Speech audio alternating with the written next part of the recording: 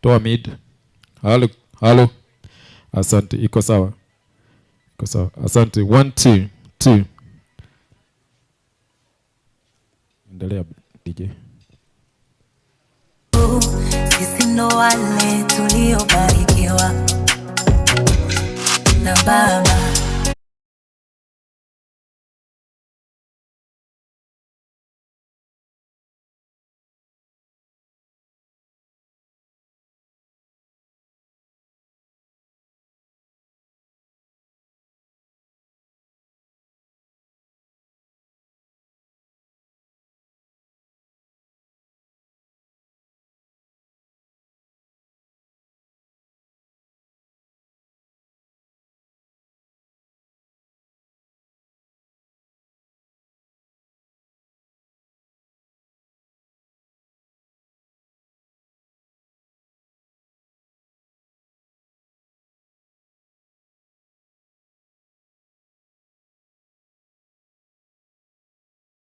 Ya moyo konde wakati wa Mungu, wakati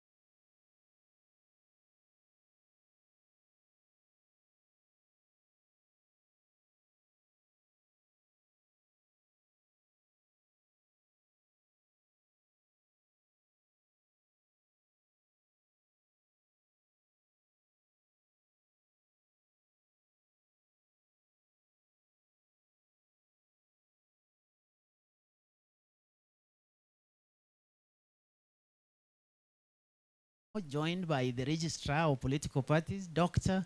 Nderitu, and the two assistant registrars. We do have Mr. Ali Abdullahi, and we do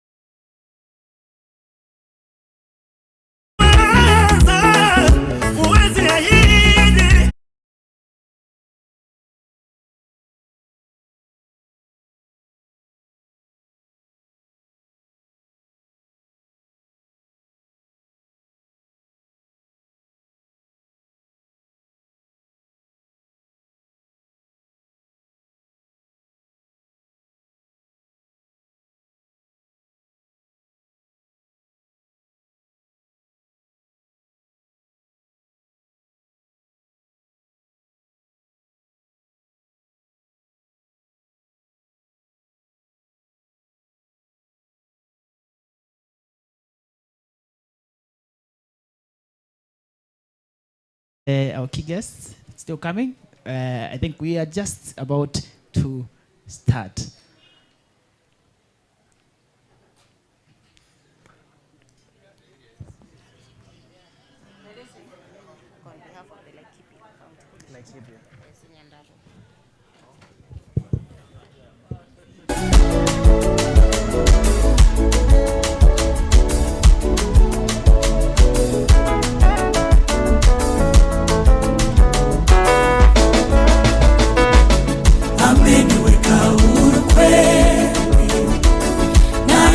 Sasa haleluya, kwa msalaba nimepata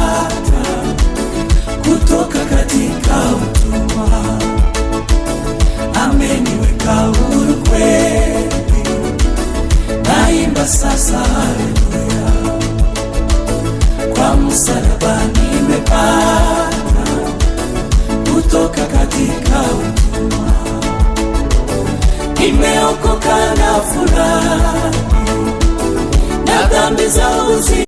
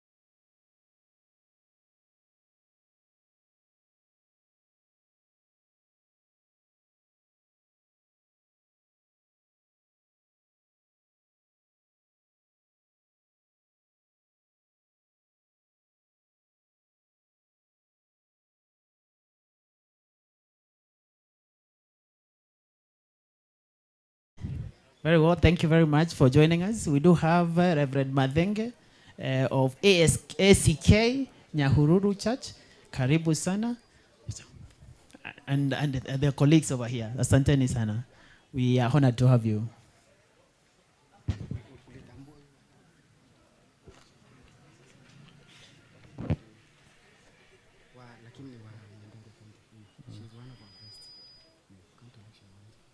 Nyandarua. Okay, thank you very much. Also with us is our very good sister from IBC, the county elections manager, Miss Nancy Karaoke.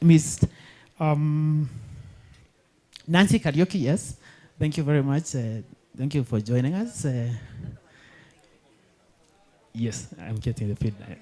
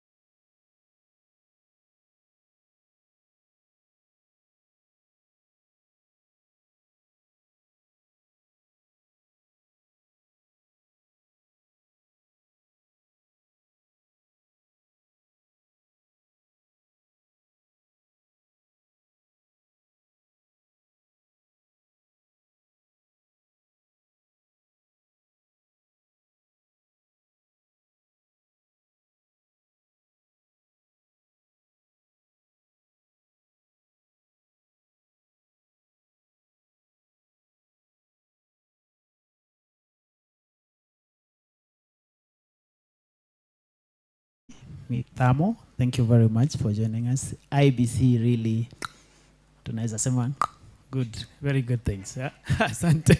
Karibu.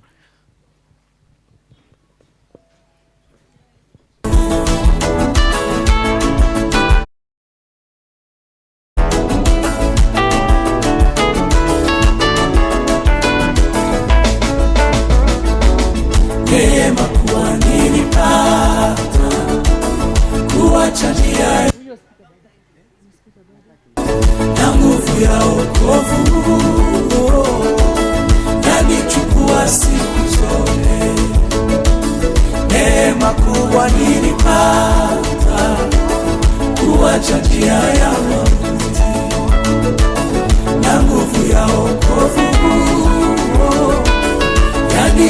wa siku zote. Nimeokoka na furahi, na dhambi zangu zimetoka.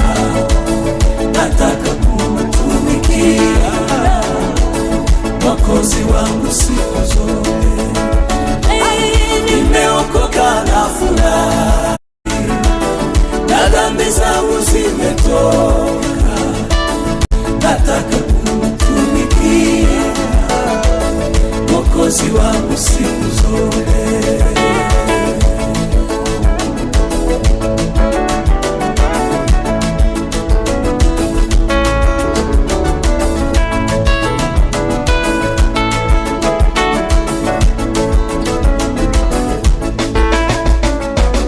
Na siku moja nitafika mbinguni kwake Mungu wangu, nilekuya kwa msalaba.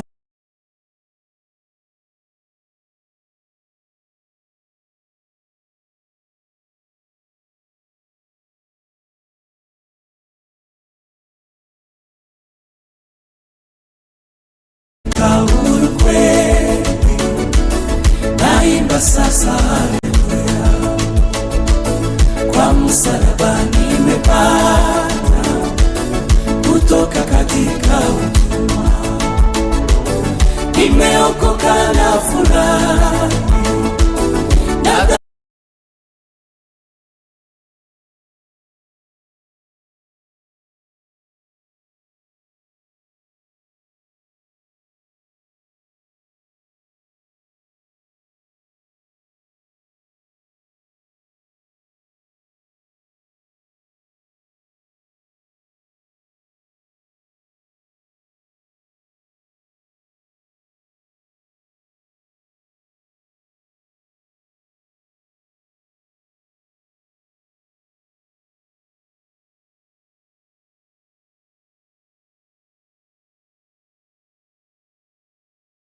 special announcement I have. The convenient rooms are on ground floor inside for gents, and then for ladies we do have some at first floor in this building. Thank you very much. nikamwendea Bwana Yesu akaniweka ukweli.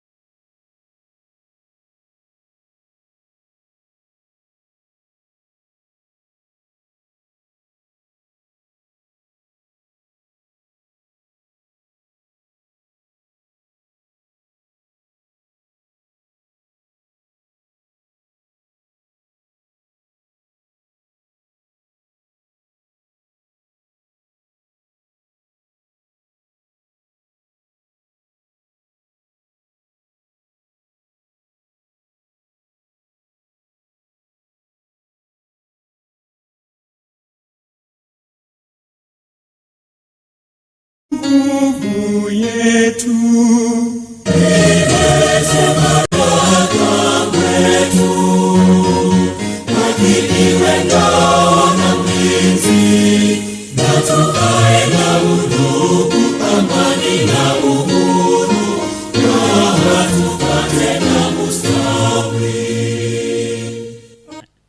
the East African anthem.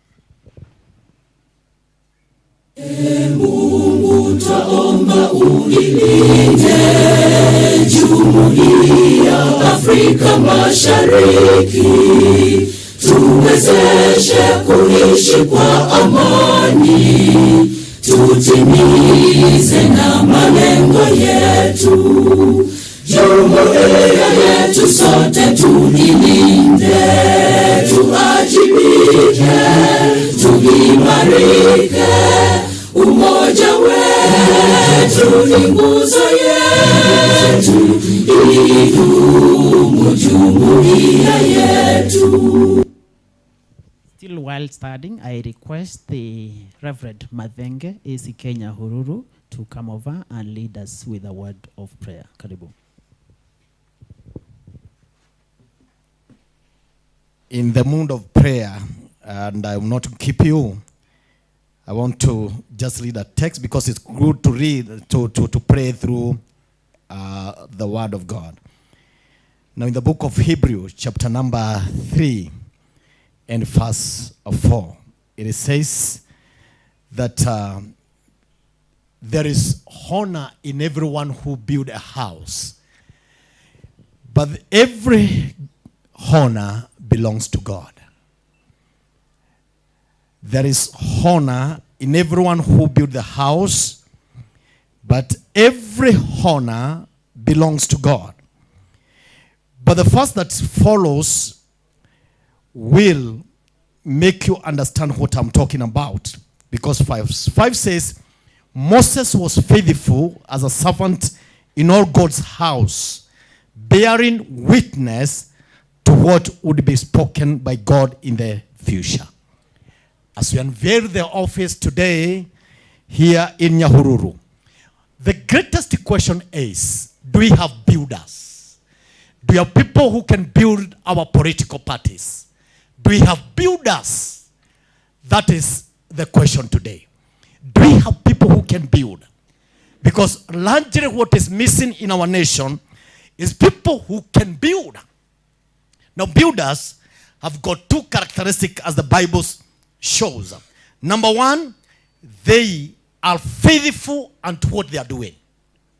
And number two, they bear witness to what the future holds. May the Lord bless each one of us for attending this particular meeting. And I want to pray that is going to be a meeting that those who are going to attend and those who are here are going to desire and aspire to be builders. Shall we pray? Father, we thank you and worship your holy name this morning. Thank you for this kind of an assembly, dear Lord, that have gathered here with a purpose of opening a very important office in the matters pertaining our nation. We want to pray, King of all glory, that you are going to guide us, you are going to rule us, and everything, dear Lord, is going to be done according to your will and purpose. As we begin, use everyone who is in this particular place, that we may be able to achieve the objective of the day. Jehovah Father, our prayer is one, that you are making us to be builders. Because when we become builders, we shall be faithful unto what you have given unto us, and we are going to become witnesses of the things that the future hold. In the name of the Father, the Son, and the Holy Spirit. Amen. And just before I sit down, we have Reverend Karemi from Independent Church, AIPCA, and Reverend Getau from KAG. We are going to be together with you for each and every activity that we'll be having here. May the Lord bless you so much. Asante sana. Kindly take your seats. Thank you very much, the clergy, for that wonderful prayer. It's amazing.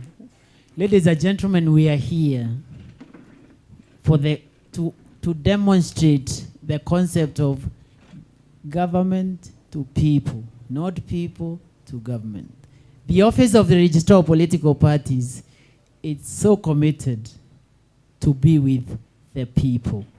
I was passing by a lorry and I read a very interesting phrase that it's not every day that you get a great institution. And I think the great institution that we have today is the institutions that you represent. Of course, that has been a backbone to the milestones that we have made as the Office of the Registrar of Political Parties. We really appreciate. I was reading somewhere there is a county that has a mantra, the last white rhino. I don't know which county is that. I think people are very strong over here because the white rhino is known to be very, very, very strong, and I have seen very strong-willed people over here. Very, very, very appreciated. That said, allow me to move very quickly a round of introduction, self-introductions, starting with the far end. I'll request my colleague to get a microphone over here so that you say your name, the institution you represent, and the position in a very short while. Please, let's start at the lovely lady at the very far end on my right. That tells you my eyesight is not badly off. Thank you. Karibu. Hello, I'm Washera Gikonyo. I'm from Nyeri, and I was invited to this event, and I'm so glad to be here. Thank you.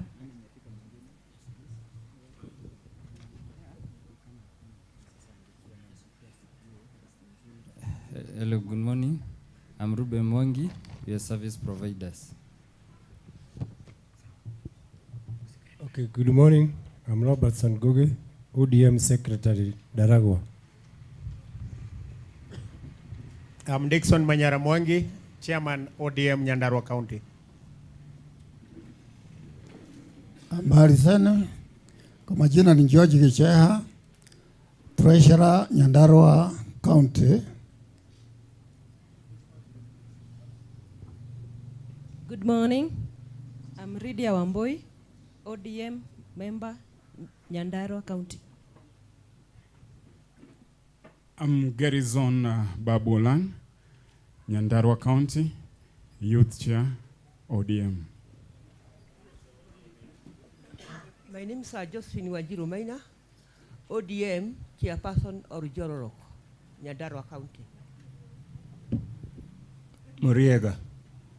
I'm Daniel Santos, ODM Chair, Laikipia West. Assalamu alaikum. Wako Dabaso, Chairman, ODM Laikipia County. So morning. Ken Mukira is my name. Nyandarua County, the UDA coordinator. Santini. God is good. Father Timothy Maina, representing the Bishop of Nyahururu. Good morning, everyone. I'm Evelyn Gadhieri, Representative Chair Lady Nyandarua PWDs. Hamjambo, Wamugoda Waweru, Nyandarua TSP, chama kubwa. Good morning. Bogwa Jason, Jubilee Party, Nyandarua coordinator. Good morning. Kanja Kamau, Napeo Laikipia. Good morning. Susan Motiso, Napeo Laikipia. Good morning. Grace, Napeo Laikipia. God is good. And all the time, Margaret Dungu, Charity Maidere Wadawake, Laikipia West Sub-County. Hamjambo. Majina yangu ni Dennis Ndereva, kiongozi wa vijana chini ya muungano Youth for Youth Africa. Good morning. Isaac Mungai Ngaro, NCCK appointment for Nyandarua County. Morning everyone. Mboro Gedenji, TSP Laikipia West. Huduma mashinani. Good morning everyone. Chris Kimantiria, Nopeo Nyandarua County. Good morning. Jeremy there, Laikipia West Jubilee Party member. Hamjambo. Naitwa Mike Kenywa, TSP Laikipia. Praise the Lord. My name is Reverend Simon Gitau, KAG Nyahururu, Mamboleo, representing the clergy. God bless you. Bwana asifiwe sana. Kwa majina yangu ni Reverend Karemi, Independent Church. Thank you. Good morning. I'm Catherine Mwikali Kanyanya, Assistant County Commissioner, Nyahururu Division. Good morning. I'm Ruth Getobai, Kenya National Commission on Human Rights, Central Regional Office. Good morning. I'm Gladys Kariuki, current in charge, Nyahururu Sub-County, ODPP. Good morning once again. Reverend Mathenge, ACK Church, presenting clergy. Thank you very much for that wonderful introduction. Nimesikia sauti zimenyooka sana. Sijui hapa mwala nini. Very nice sonorous voices. I think you'll give me the secret before I leave this place. Nimeambiwa kwa siasa lazima usikize ground. Sio? This table, hold your horses. You'll hear them. These are perhaps better voices than everyone else of here. But they will do the introduction later. Kusikiza ground. Naomba hivi. Niko na zawadi hapa. Nataka kusikia expectation kama 3 hivi. Kutoka kwenyu. Kutoka kule nisikie unatarajia nini kuhusu hafla hii in a very quick way. Any volunteer? Kusikiza ground, lakini usipige siasa. Nasikia ODM mambo moto hapo. Nimekutambua. And many other parties. Very good. Thank you very much for joining us. Our partners here, I see ODPP is here, and many other public institutions. Very well.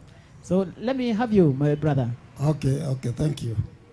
I'm George Gicheha, ODM Nyandarua County.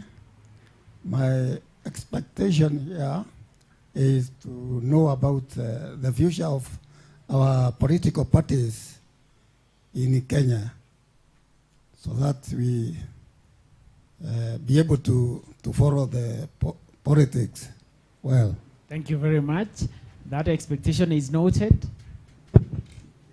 Kwa nini meza hiyo tu peke yake? Anyways, unawakilisha sawa, asante. My expectation ni kwamba tutakuwa na huduma bora mashinani ya kumanage affairs ya political parties na coordinate political activities for smooth running of our country. Very well. Na ndio maana tumefika hapa, itakuwa na ishakuwa. Sio? Thank you. So thank you. I still also have some expectations. One, having an ORPP office, we avoid going to Nairobi further. Two, expectation that ORPP will continue doing civic education to our parties, to empower parties further, to avoid what we have seen, having 2 Jubilee parties in this country. Hatujui ni A au ni B, iliyo maneno iishe kabisa. Tumesikia hayo, sawa. Asante sana. Tumesikia hayo. Tutazungumza zaidi jinsi tunavyoendelea. Morning once more. Well, thanks. Good morning. My expectations today is, as PWDs we have been out of everything. Now my expectation is inclusion mpaka kwa ground. Asante sana. I think that is good. I think I can cap it there. Thank you very much for those expectations. Noted. Zawadi ndawaletea papo hapo mlipo. Sio? Nilikuwa nimesema nina zawadi. Zawadi nzuri hapo ndawaletea.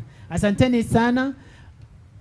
Check your mate by way of hapa selfies zimefika, sio?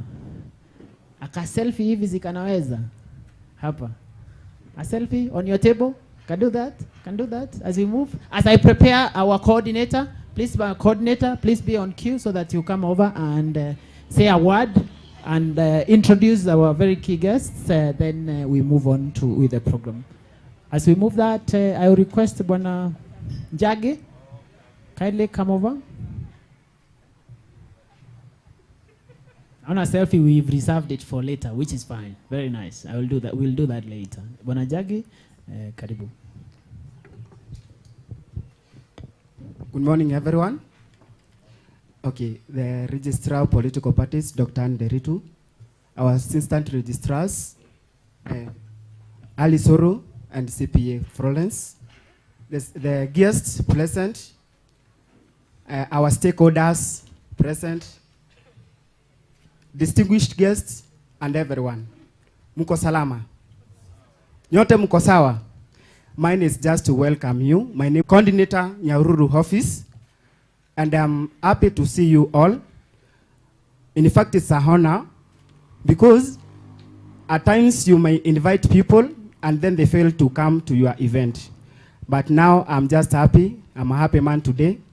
All I want to urge each and every one of us, we move forward with the motivation of unity of purpose. Let us all work together.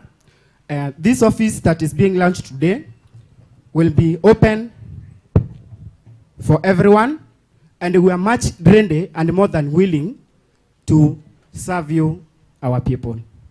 Karibuni sana, na tena, na tena. Thank you very much.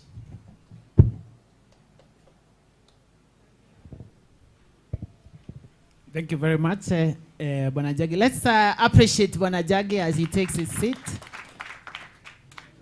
Na tukumbuke tuko pale YouTube live at ORPP Kenya.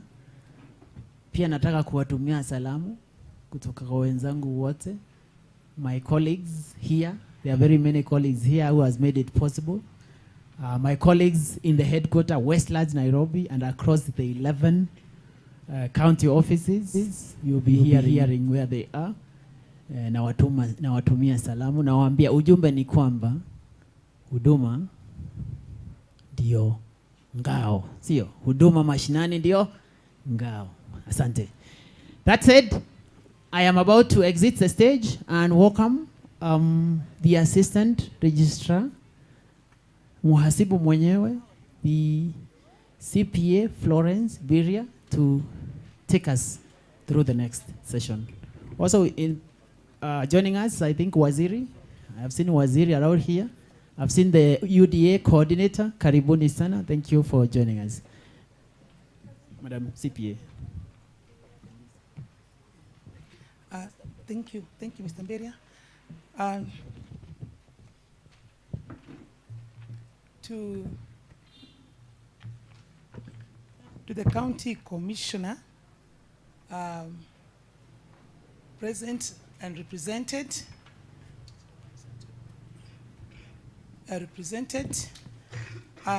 to the Registrar of Political Parties, Dr. Nderitu, and to the county secretary present, representing the governor, and the team of CC members from the county government, and to all the distinguished guests present, starting with the leaders from the national government, leaders from the county government, and leaders from all spheres of leadership within the local and the national community, representatives of political parties, and members, all the stakeholders present, the clergy, media present, the ORPP team present, led by my colleague, Assistant Registrar, Mr. AUDITOR, and in a special way, I would want to recognize our key stakeholders, IBC present, and any other stakeholder that I may not be able to mention by name. Ladies and gentlemen, good morning. Good morning.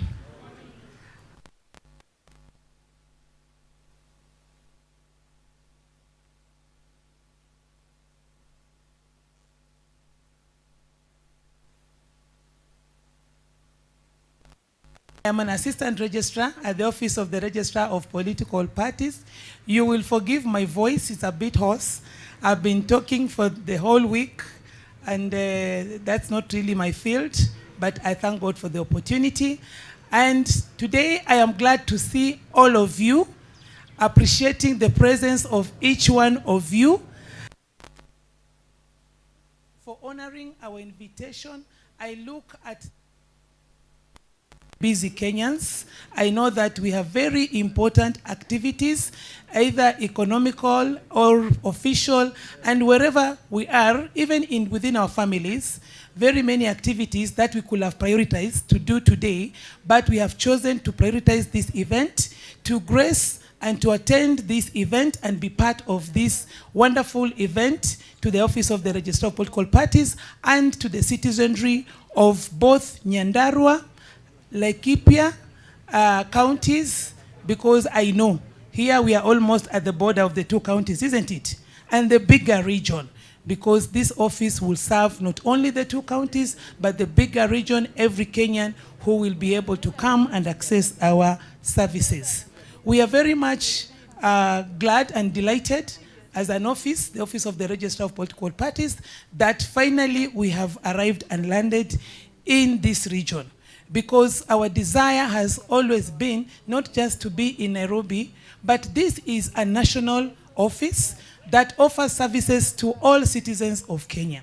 Because every Kenyan enjoys political rights under the Constitution and is eligible to be a member of a political party and participate in political party activities. And therefore, our clients are all Kenyans, all stakeholders that work with the Office of the Registrar or in any programs of political parties, including the CSOs, including the FBOs, because you know the audience you preach to are Kenyans and are actually eligible to join political parties, and therefore we are glad that we are able to bring our services ground to the ground, closer to the people on the grassroots, because that's where the people are. So we are very pleased that the Office of the Registrar, under the very able leadership of Dr. Ann, that we have been able to open more offices. And in this particular phase and season, we have opened 5 new offices. And that is a real milestone for the office and to the Kenyans at large, because it means these services will be closer to the people, and that means even the civic education somebody talked about, the sensitization that people get to know. What is it about political parties? How do I become a member of a political party? What do political parties exist to do? Okay, what is the governance structure of a political party? What are the roles and responsibilities of the various party organs? You know, this is information Kenyans, when I join a political party, what is it? What is the benefit of joining a party? What am I entitled to when I join a political party? How do I participate? Yeah? So in a political party, programs of a political party. How do I get involved in the decision making of a political party? I know these are many questions Kenyans have been asking, but then that opportunity of reaching RPP Nairobi has been a bit costly, isn't it? Has been a bit costly in terms of time, in terms of finances, and in terms of many other ways. But now as we open the office here today, we are bringing the services closer to the people, and we hope and pray that you will access these services, because the real value is in the people accessing the service by coming to the office, asking those questions, inviting the officers to your functions, inviting the officers to your organizations, inviting the officers to your activities so that they can come, make clarification, do that sensitization, and therefore enabling Kenyans to take and discharge their political rights as enshrined and given to them in law. I want to say that in total, once we open, because this will be the newest office of RPP to be launched in this season, so we have 12 offices in the field over and above the head office that we have, and we hope to open many more. Let me not speak more to that, because we'll have the keynote speaker speaking to all that, and I pray that we'll keep our ears open, our minds alert, so that we get to know the whole plan of ORPP as led by Dr. Nderitu, her vision, her dream for the office of RPP and for the whole function of political parties in this country as one of the mechanisms of strengthening democracy in this country. Talking of democracy, we've been given democratic rights, okay? And Kenya has been declared a multi-party democratic state by the Constitution. We have 90 registered political parties where we can join and belong and exercise our democratic and political rights. But then we say that in a true democracy, there must be participation of the people. Yeah. Now, I say it is not just the participation of the people. I say in a true democracy, there must be meaningful participation. Because you can participate by just sitting and registering your presence. Is that meaningful? Okay? When you sit in a discussion, you are supposed to make a decision, you are going to elect your leaders, but then you are even ignorant of the capabilities and capacities of these leaders, and you are participating in the election of your leaders. Is that meaningful? It is not. So, real democracy is meaningful participation of the citizens. And we believe that our office is one of those institutions that has the mandate. Its mandate touches on empowerment and building the capacity of citizens so that they can have meaningful participation in enhancing and strengthening real democracy in our country. Number 2 is accountability. In a true democracy, there is accountability. The people, once you elect your leaders, once you choose your leaders, then you can hold them accountable. Because they are making decisions about our lives and about development, about distribution and of resources. So we should be able to hold them accountable. But an ignorant citizen cannot hold their leaders accountable. Holding them accountable for what? You don't even know what that MP goes to parliament to do. You don't even know what that MCA goes to the county assembly to do. You don't even know, even that speaker, what they're doing, you know, as part of their official duties, and they're spending resources of this country. You know, the governor, what do you hold them accountable for? So we believe that this office partly strengthens democracy by empowering the people so that the people can hold their leaders accountable. And they themselves can be held accountable so that we have real democracy. In the political parties, you can hold your party leaders accountable, and you can also be responsible and accountable within your party, and that gives us the real and meaningful democracy. And lastly, I'll talk about equality. Okay? Democracy is about having equality. Everybody having their voice. The majority will carry the day, but even the minority, their voices will be heard. Now, we cannot talk of equality if you don't even know what you are entitled to. Will you enjoy that equality?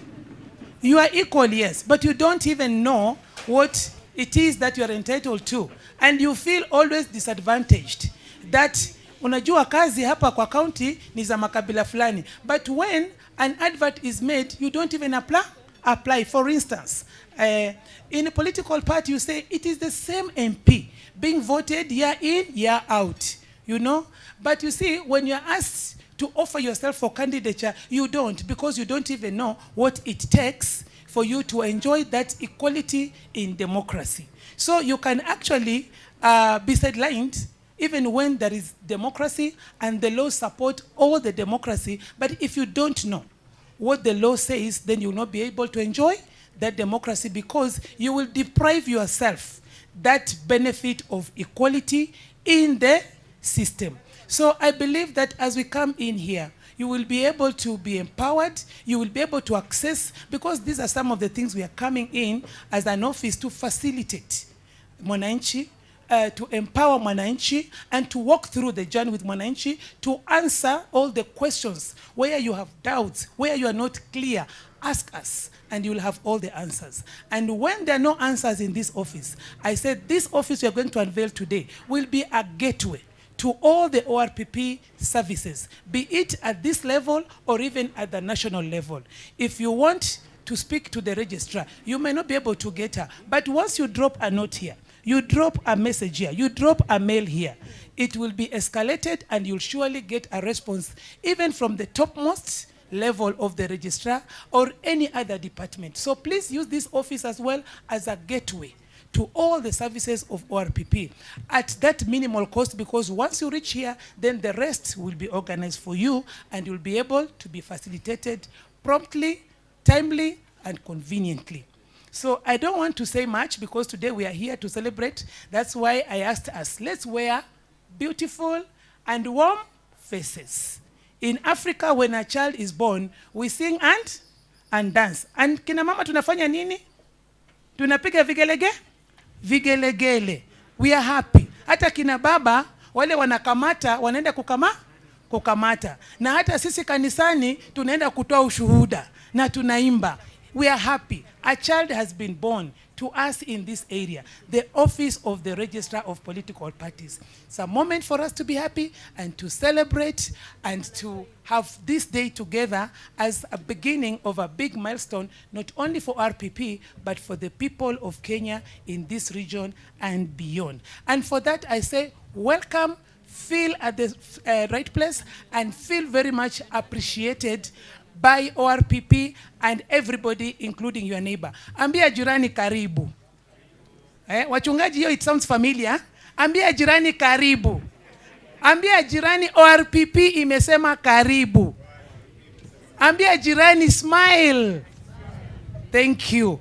Now I want to invite quickly my colleague, Assistant Registrar, Mr. Ali, to come and introduce himself, give us 1 or 2 remarks, and then we proceed from there. Welcome, Mr. Ali. Thank you very much. That was CPA, my colleague, Assistant Registrar. The Registrar of Political Parties, Dr. Nderitu. The Speaker of Laikipia County Assembly, the County Secretary, representative of the County Commissioner, a representative from our sister organization, IEBC, representatives, including Madam Nancy, representatives from other sister government organizations. I've had the presence of ODPP and also Kenya National Human Rights Commission. We also have our host, very important host, MCA, Mheshimiwa Irene. We have representatives from the representative of the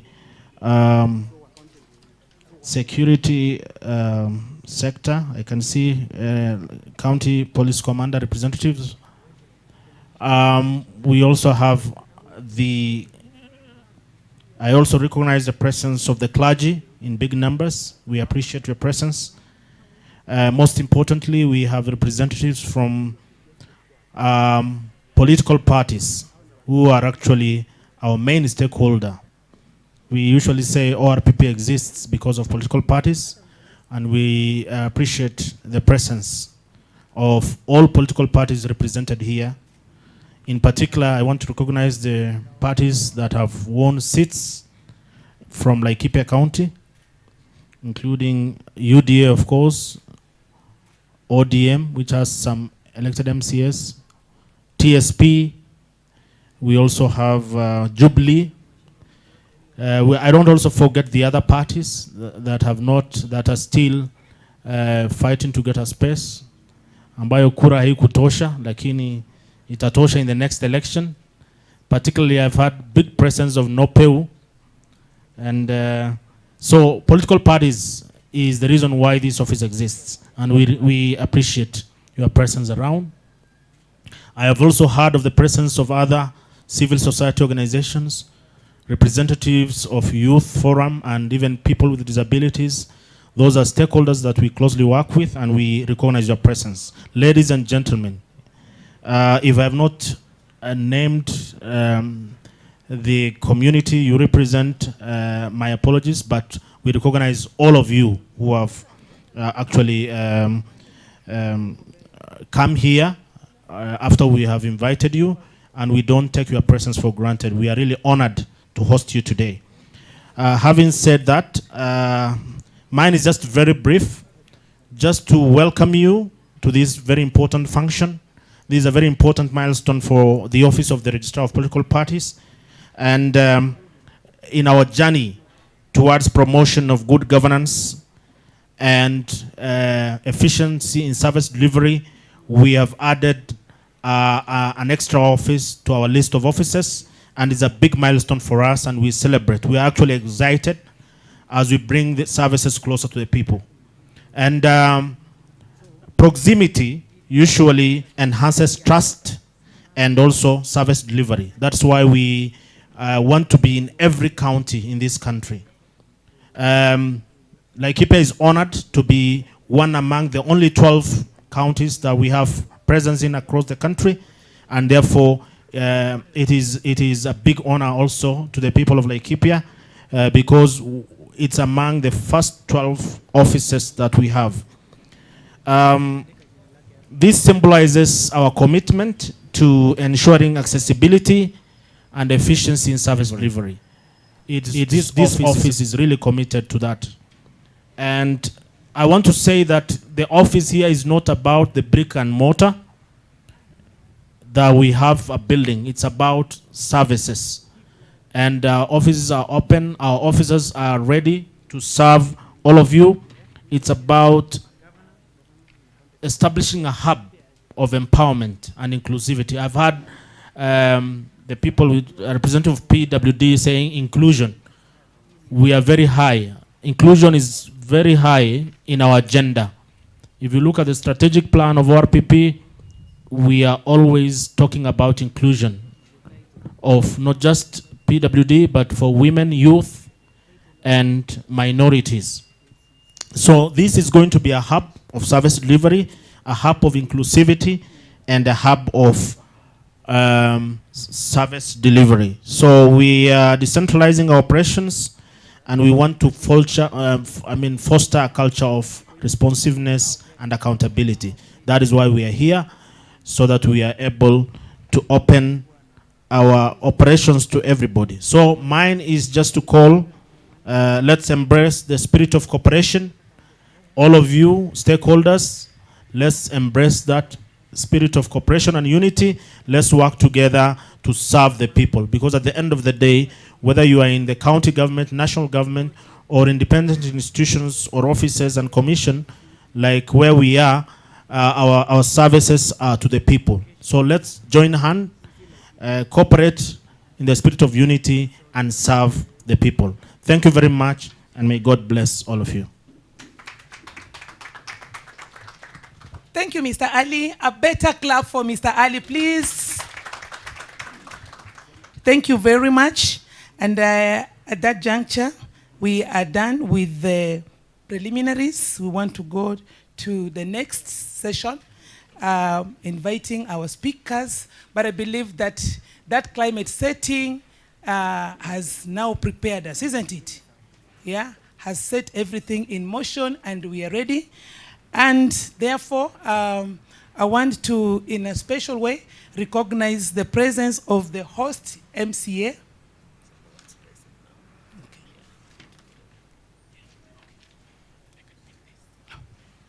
I want to recognize the presence of the host MCA, a very strong, powerful lady. Wamama hoye! Wamama hoye! So at this juncture, I say thank you so much for welcoming us in your ward, okay? Because huwezi kuingia boma ya mwenyewe bila kufunguliwa mlango. Ulikuja kama tumeanza, lakini ulikuwa umetufungulia mlango mahali. So we know that we are much welcome, and therefore we are at peace with our host. Thank you very much in as far as the ward leadership is concerned. And therefore we want to invite our host MCA, Honorable Irene Washuka, to come and welcome us in her ward, and also to welcome us as a leader, and to tell us what she has for us. And as we move into that session, I want to kindly beseech all the speakers that will come and speak here. We have 5 minutes in the interest of time, so that we can accord every speaker their time to speak. Thank you and welcome mheshimiwa. Makofi kwa mheshimiwa jamani. Makofi kwa huko nyuma, makofi kwa mheshimiwa. Karibu mheshimiwa. Thank you. Welcome strong lady.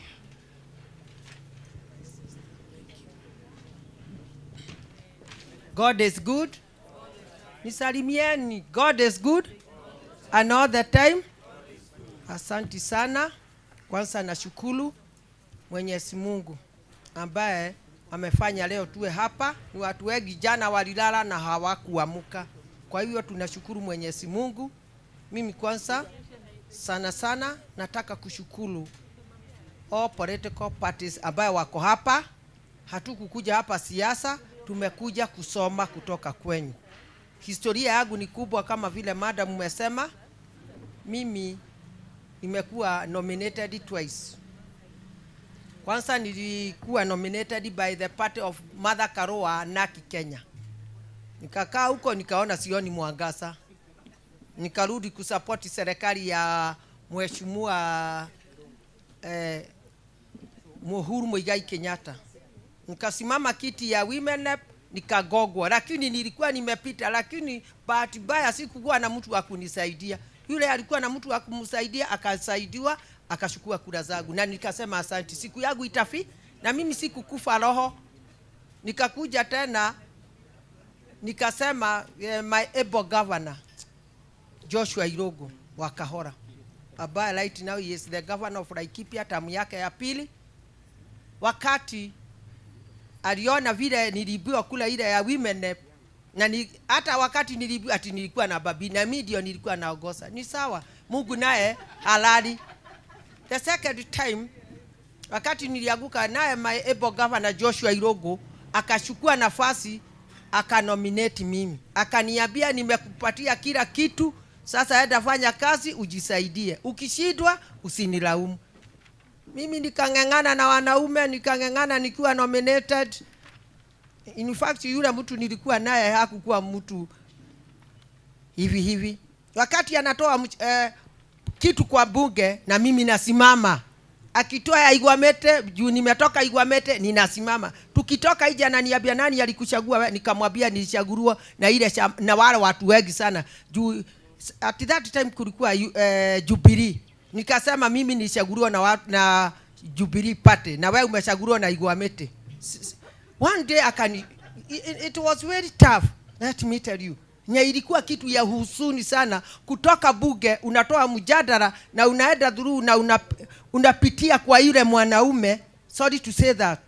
Na mimi nikamuonesha, utajua wamama hatulali, wamama musilale, lale, wamama musilale, bado mapambano, nikapambana. Na wakati nilipambana, Mungu akasikia kilio yangu. Siku moja kulikuwa na elected Amasai mzee alikuwa anaitwa Sharubu Kaparo. Wakati nilitukanwa bunge na my colleague ambaye alikuwa ameshaguliwa hapa Igwamete, yule nilitoa. Unaona mambo ya Mungu? Hey, there is God in heaven. Nikalia nje ya bunge, nikasimama. Me I belong to Catholic. Nikarudi kwa kipedi yangu nikatoa rosary. Nikatoa rosary ya Catholic. Nikaambia Mungu one day one time, Mungu nisaidie nirudi hii bunge nikiwa nimeshaguliwa. There is God in heaven. Mungu alisikia kilio. Akaniambia Dito, usilie tena, usilie. Nilikuwa na uchungu sana. Why? Am I not right to answer question or to say something going on? Wa mama, hata ukiona wanaume ni 20, simama na ile kidogo uko naye, ngengana na hao wanaume. This country does not belong to men. It belongs to all of us. Is it true or not? Lakini ukiwa hoe wale watakukanyaga na watapita juu yako. The same case, mimi nikangengana. Nikajua sasa imefika wakati wa siasa, ngoja nijifunge. Nilingengana na nataka kushukuru mtu wote ako hapa kutoka Igwamete. I have no words to say, but God bless you, God bless you. Mulisimama na mimi. Nikiwa na pesa, nisiwe na pesa. Hamukuangalia pesa. Pesa, this world, for those who are political party, 25 million was spread here because of me. A one woman against 17 men. na mwanaume amejitolea, baada ya fanya siasa yake anamwaga pesa hapa. Na but there is God in heaven. Kila wakati unafanyia kazi, anza na Mungu. Na wakati unaanza na Mungu, Mungu anasikia kilio na ile kitu unafanya. Nikaenda through nomination. We are having 8 men against me. Nikaenda through. Nikaambia Mungu, sijatosheka Mungu.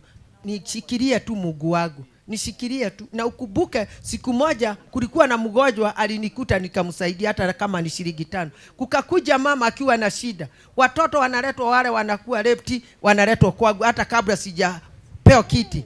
Ninawasaidia. Mungu, hiyo kidogo tu nilifanya unikubuke. Direct. Sinaenda through nomination. Wakarudi 17 tena kwa ile box. Nikasimama siku moja nikauliza, what is going on? Mungu, usiniwashirie, usifanye tafadhali nishikilie tu, unishikilie Mungu. Nikaenda through. Kwa in Igwamete, it is the second largest ward in the whole country. Ward ya kwanza Kenya mzima ni Kiambu, ya pili ni hii Igwamete. We have got 53,000 voters, 602. Nikaenda kwa uchaguzi. Wakati nilishida na nikaona nimeshida, nikaambia Mungu, Mungu, si ushindi wangu, ni ushindi wa watu wa Igwamete. Kwa hivyo watu wa Igwamete mupokee in the name of Jesus. Siku ile mtakuwa kona kama ile nilikuwa, Mungu awakumbuke. Kwa hivyo nataka kusema hivi, tuko na furaha sana kuona political party imekuja hapa. Juu kama sasa hapa tuko na watu wa ODM, ni watu wetu, tuko na TSP, chama yote iko hapa. Chama ni kama kanisa. Usione huyu ni wa ODM na mimi ni wa UDA tuko na shida. Sisi hatuna shida. Political party mmekuja kutusaidia. Wakati tulikuwa na shida tunakibia Nairobi. Pengine yule ameshida hajui Nairobi ni wapi. Madam tu goja niseme hiyo tu tafadhali. 1 minute please. Juu mimi niko kwa boma na ni mzuri tuseme mmetuletea ofisi ya muhimu saidi in this country, and God bless you. Tulikuwa tunakibia Nairobi. Mimi hata sijui Nairobi ni wapi. Mwingine hata hajui, hajafika hapa hata Orukarau. Lakini sasa tukiwa na shida tunasimama na madam nimemuibia kura, tuko na pahali ya kukibia na kutatua matatizo yetu. Ni kweli au si kweli? Kwa hivyo sisi tuko na furaha sana watu wa hapa Igwamete au Laikipia West. Ward hii inaitwa Igwamete Finance 001. Tuko na furaha na tunataka kusema asante. Viongozi wote wako hapa wa political parties, mujisikia muko nyumbani na usikuje hapa wakati unasimama unakuwa na uoga. ODM ni watu wetu. Usiseme hiyo ati ni chama ya Wajaruo, hapana. Chama yote hata hii yetu ya UDA iko na kabila zote, ambayo inaongozwa na William Samuel Arap Ruto na our able deputy president Rigathi Gachagua aka Rigiji mwenyewe. Kwa hivyo mimi nashukuru na ninawakaribisha mujisikia muko nyumbani hapa. Security ni nzuri na watu wa Igwamete hawana vita. Hata ile vyama vingine siko hapa sina vita na sisi tunafanya kazi as a team, na kama hatutafanya as a team hakuna pahali tutaenda. Tushikilie serikali ambayo inaongoza na nyinyi political parties muwe mkiita, sio hapa mwisho mnatembea munaenda baka Nyanyuki, munaenda pahali gine. Kenya mzima msuguke. Watu vile sisi tunasikia tukiwa na furaha na wale wengine wasikie. We are so much happy. You are most welcome in this world. Na tunafurahi kuona hata nyinyi wa mama mko hapa. Si tuko bere wa mama. Kwa hivyo asante sana, na sipigani na wanaume. Nyinyi wanaume ni shingo, ni kichwa, na sisi ni shingo. Hatuwezi tukapita nyinyi. Tuko na wasee nyumbani. Kwa hivyo asante sana, mujisikie mko nyumbani. Feel at home. Thank you. Makofi kabisa kwa mheshimiwa. Makofi huko nyuma tafadhali, makofi mazito. Asante sana mheshimiwa.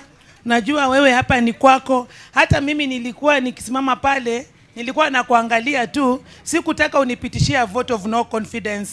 Najua wewe unaweza kumove motion county assembly, kasema vote of no confidence kwa huyu mama.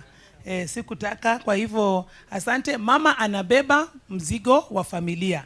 So ninajua mama ni mengi ungetaka kusema, lakini beyond this bado tutakuwa na mikutano ya ORPP. Na Njagi uko wapi? Yule kijana wetu atakuwa hapa. Kiwa na mikutano mama muite. Sawa sawa. Aje aongee mambo ya ORPP na mtaweza kuzungumza yale mengi sana ambayo uko nayo. Si lazima kwa hii ward, hata mahali kwengine kwa hii county pale. We ni mama kiongozi kila mahali. Nilisema mama ulisimama women rep mheshimiwa. Yes. Na kuita mama kwa sababu nakuona wewe ni mama kwangu. Wewe ni mheshimiwa kofia lakini ni mama kwangu. Kwa hivyo wewe ni mama wa hata katika hii county. Kule ukitembea kuna wamama, ita huyu kijana. Tembea naye huyu. Sawa sawa. Akakwa mikutano ataendelea kusambaza hiyo elimu. Asante sana. Tuko na programs the special interest groups and we really support leadership of all the special interest groups, be it women, youth or persons with disability, be it in political parties, be it in elected leadership, everywhere in our country. That's why we give this empowerment and knowledge. And for that, we say that leadership is not engendered. So leadership is not, hakuna gender kwa leadership. Kama wewe ni mama, wewe ni kijana, tafadhali ujitolee na watu watakuchagua, watakupatia hiyo nafasi. Thank you very much. So nimeruhusu mheshimiwa kwa sababu ni host. I've allowed her to go beyond 5 minutes. But the rest of the speakers, please let's keep time, okay? Yeah, so our next speaker, we have the Youth for Youth Africa leader. The Youth for Youth Africa leader. During the introduction, I had Youth for Youth Africa leader introducing himself. If you are there, please stand up. You are next online. Please come and make your remarks, your speech in 5 minutes. I know you have a lot to say, but kindly summarize for 5 minutes and then we'll continue engaging with the people in subsequent forums. Welcome. Makofi kwa kijana tafadhali. Daktari Nderito ambaye ni registrar, deputy registrars, Mheshimiwa Koinange, county secretary, area MCA, Honorable Irene Washuka, county commanders and security, or chairmans of political parties, county coordinator for this office of Laikipia, and all protocols observed, including the clergy. Bwana asifiwe. Bwana asifiwe. Bwana asifiwe tena. The only problem with me is that you have to raise your voice for me to continue. Bwana asifiwe. Umebarikiwa sana. Majina yangu ni Dennis Ndereva. Mimi ni CEO wa Youth for Youth Africa ambayo ni NGO hapa nchini Kenya. Niko hapa kuzungumza kwa niaba ya CBOs associations and together with self-help groups, and I was informed to present on our expectations through this office of ORPP here in Laikipia and our cohesions with them. And ningetaka kusema hivi kuwa we do civic education, so we invite you into our forums to continue helping us do this civic education, and we hope that our voters will have what we call capacity building, as we've been trying to do it alone. But now, since you are quite near to us, we believe that in the next move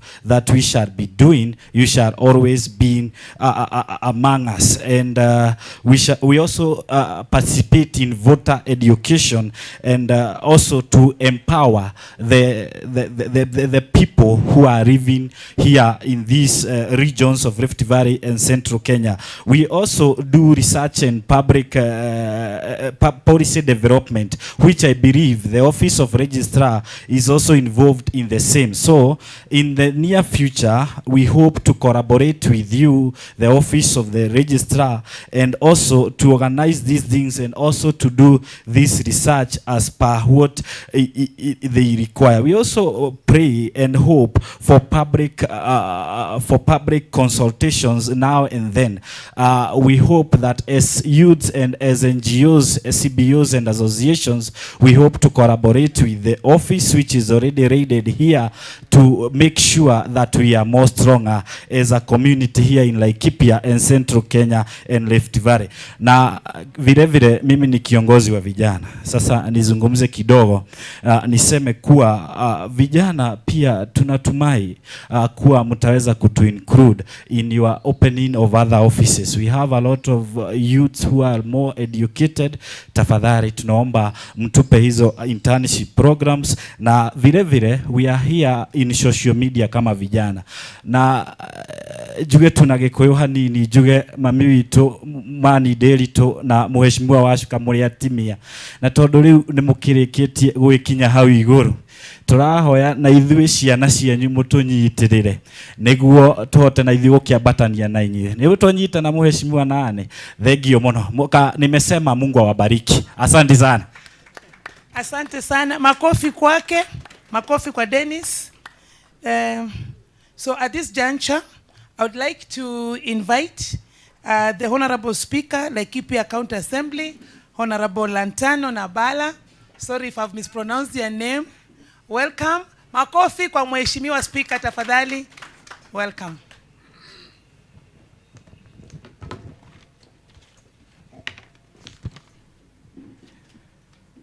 Bwana asifiwe. Bwana asifiwe. Asanti.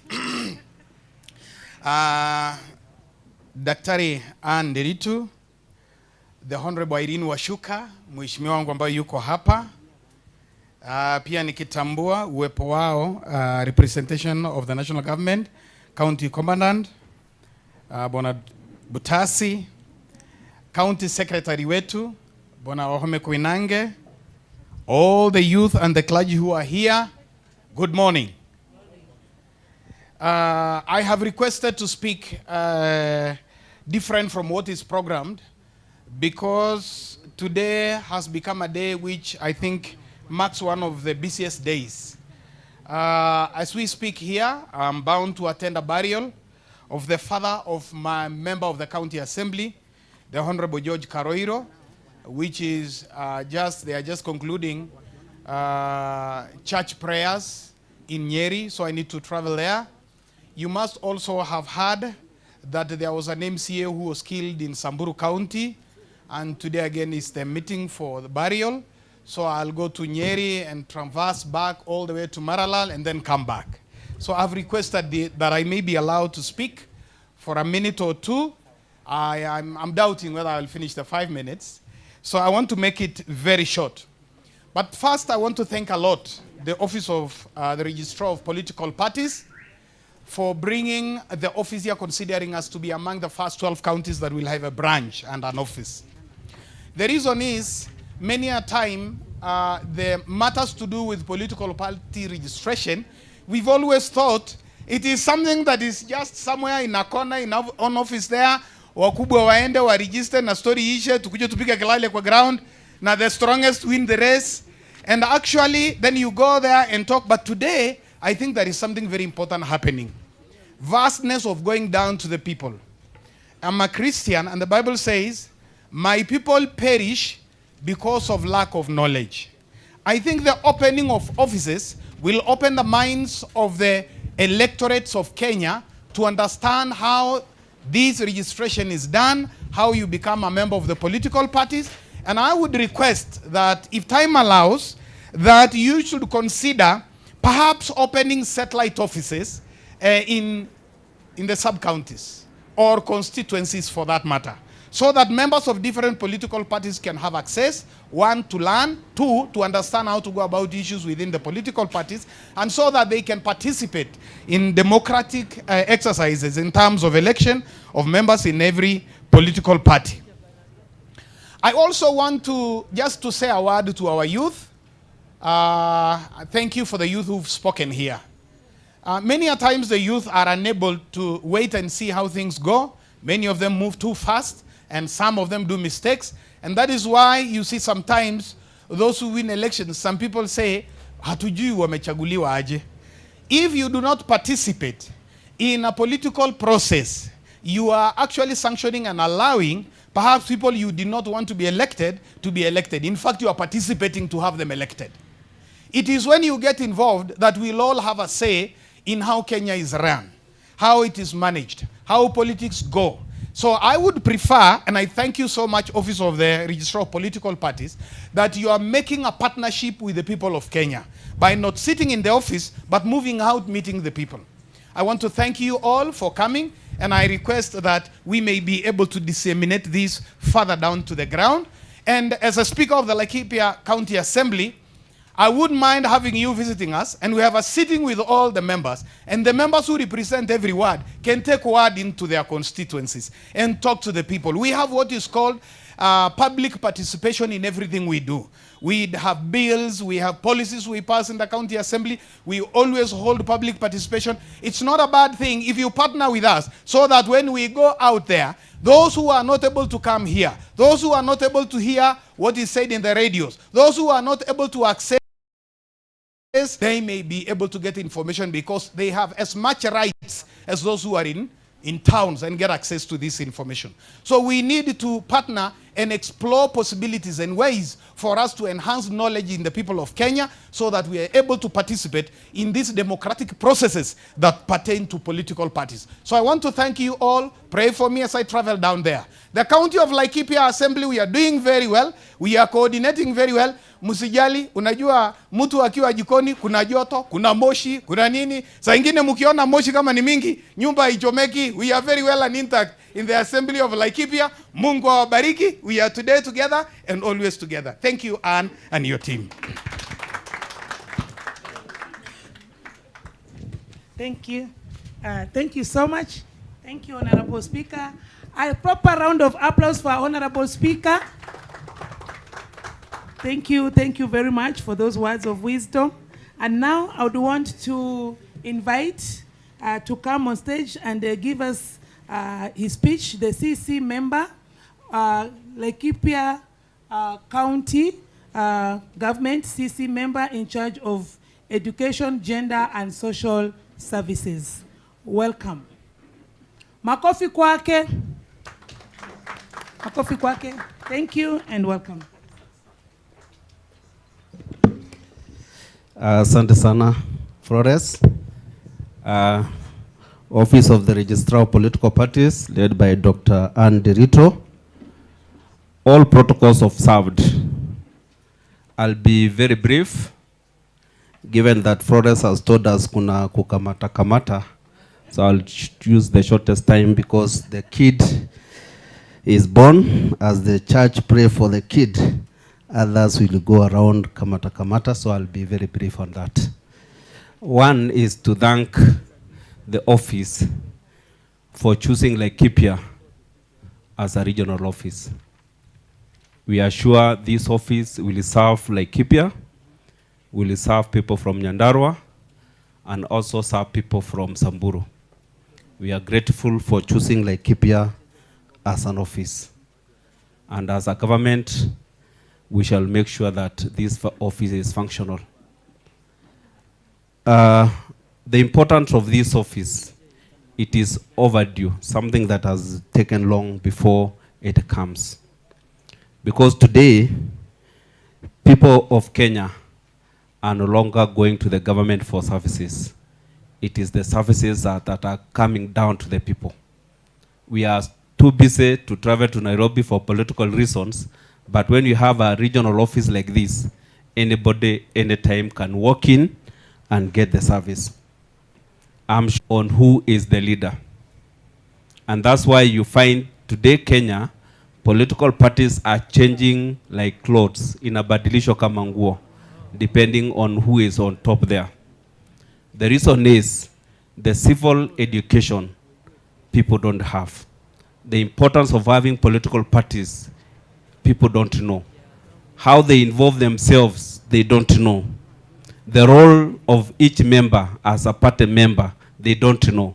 But going forward, I'm sure with this office, people will be well informed, so that when you join a political party, you are not joining for the sake of it.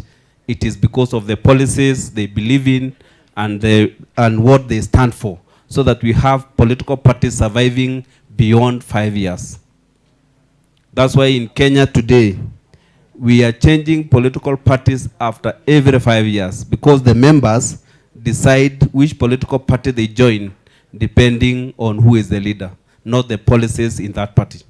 And I'm sure with the civil education that the county government of Laikipia and the partnership with the Office of the Registrar of Political Parties, people will get the right information so that the leaders will be joining political parties, not members joining them wherever they go.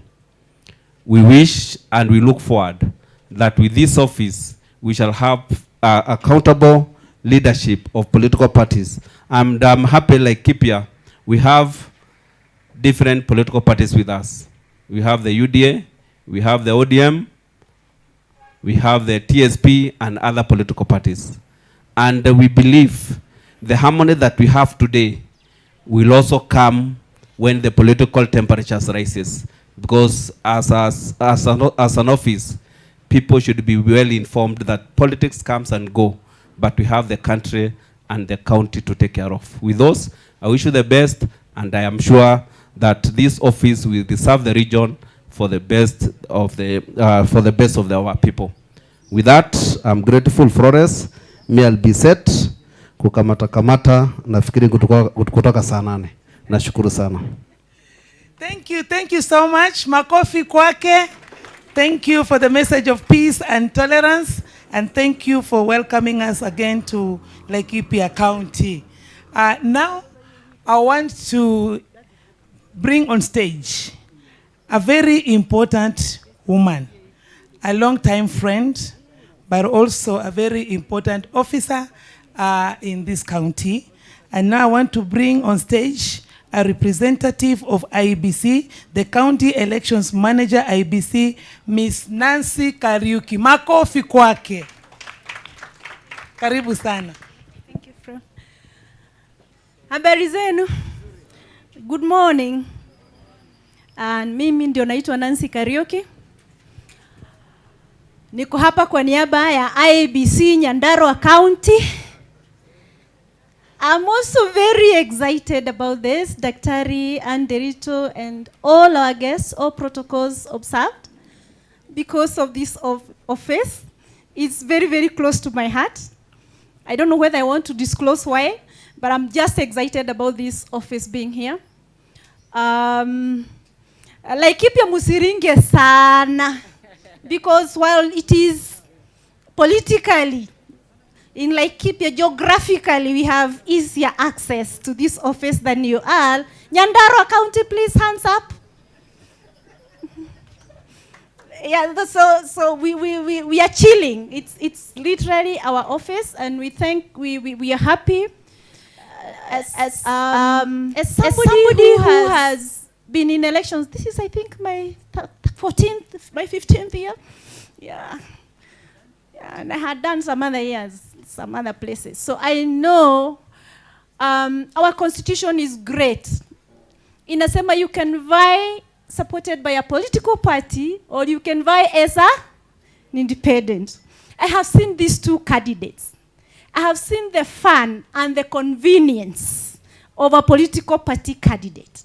I have seen the frustration, the loneliness, the long journey of an independent country. Madam Florence has said we have 90 political parties. I can tell you from where I'm standing that some of us who stand independent, we do so because we look at Madam Wachuka and think, huyu sitawezana naye. Umesikia jani? Huyu sitawezana naye. Wacha tu niruke niende independent. Now you're going to independent and you're still going to meet Madam Wachuka. What is the better option? Now we have a better option. We'll come to this office and we'll say, which political party can I join so that I get the convenience of a political party for purposes of standing in elections. I do not know how successful independent can, and I don't want to talk about it, but it's also brave that you're also able to stand alone. I'm happy about this office because it's now the base for us getting more information. How many of us now? 90 political parties. Hapa tubekibisana TPS, ODM, UDA. Sijasikia ingine. Jubilee, okay. Jubilee, yes. Jubilee 1, Jubilee 2, and Jubilee the others. But we have been told we have 90 political parties. Daktari, I would like you to help us so that we are able to get to know all of them. I saw people crying. I saw a great lady. Yeah, I am a lady first. Hata kama kila mtu ni the same kwa desk yangu. When I see a lady not making it to nomination because of 1 or 2 things, I feel bad. Yeah, she got held up by independence because she was scared. She didn't have a party, and she thought falling out of Jubilee was almost a death sentence. Like there was no other way to go. What does that tell you? That becoming an independent candidate, it's not ideological. It is probably because of lack of space. And my request to the office of the Registrar of Political Parties, please help us understand the options that we have to enjoy the conveniences that go with this. And as I see it, Madam Washuka, my childhood hero. She started politics as a very young girl. So now you know that I know this place a lot. Yes, so it is wonderful to explain the journey that you have walked without getting tired. It is very encouraging, but I can tell you the truth. When you think that somebody took your vote, you had one of our best returning officers. Ni vile tu kura hazikufikia. Ni vile tu kidogo, I can tell you for free. Ni vile hazikutosha nini? Hazikutosha to number. We will discuss. You know you're my auntie. Now you want me to start telling people that you're my auntie. We will discuss. And the other one you defeated this time, alisema hivyo. So a returning officer cannot. And I think we'll be walking, as we walk closer, we'll get to understand.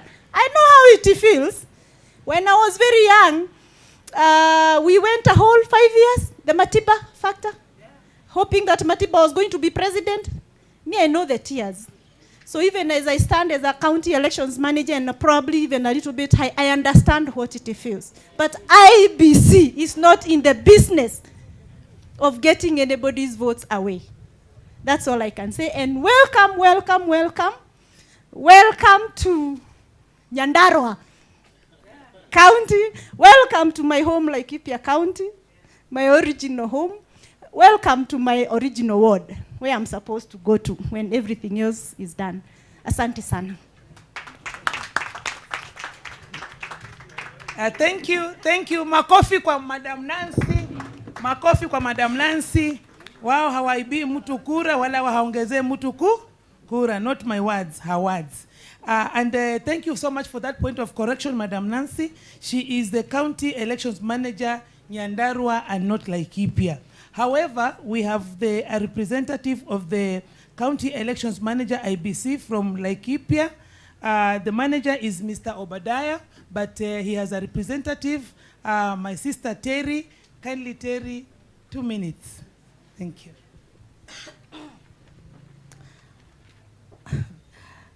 Is it? Good morning. Madam Dr. Ann Derito, Registrar of Political Parties, and all protocols observed. My name is Teresia Wanjiru Midhamo, and I work for IBC. Actually, I'm the returning officer, Laikipia West, Pare Tuko. Our office for IBC is just across the road. And I'm happy that I'm here to stand in for our county elections manager, Mr. Obadiah Kariuki, who actually requested me to step in for him.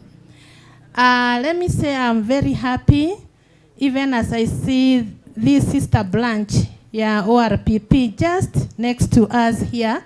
And I think us as Laikipia County and Laikipia West at that, we are the first and foremost beneficiaries.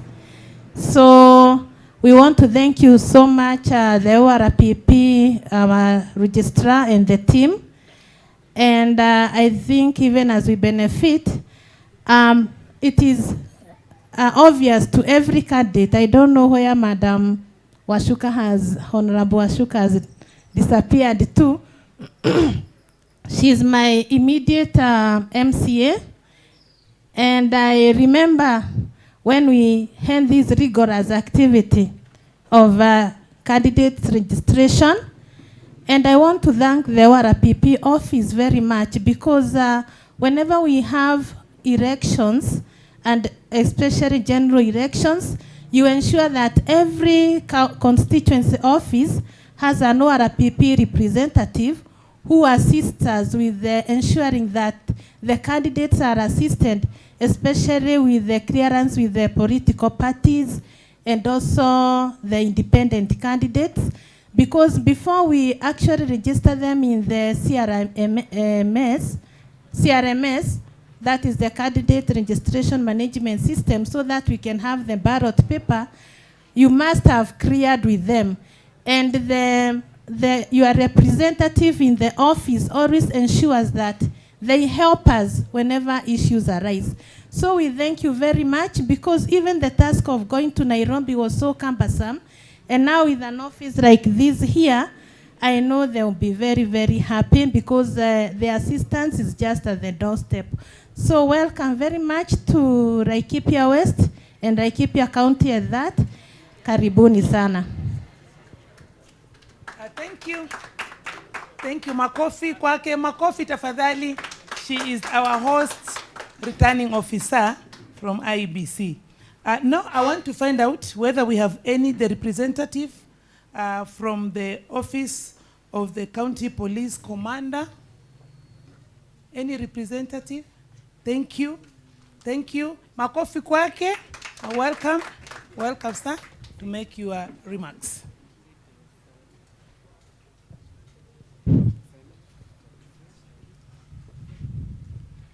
Our political party's registrar, Dr. Annie Ndirito, all protocols observed. I'm Robinson Butasi, Administration Police Commander, representing the County Police Commander in this session. Normally, police officers don't have a lot, but ours is to enforce law. Whoever that is a political party leader must know that so long as he is enforcing the law and doing what is rightfully his, we will never clash shoulders, rub shoulders, or do anything against what the law allows us to do. And it's my prayer that you, being political party leaders, you are supposed to be enforcing the law, since security begins with me. Not me, but with you. If you can follow what the law requires your party to do, everything will be to the best dimension. We as police officers are never biased. We are there to enforce law to anybody of any party, of any age, of any sex. Therefore, when you see us police officers, please understand that we are human beings like you. We are there to enforce law.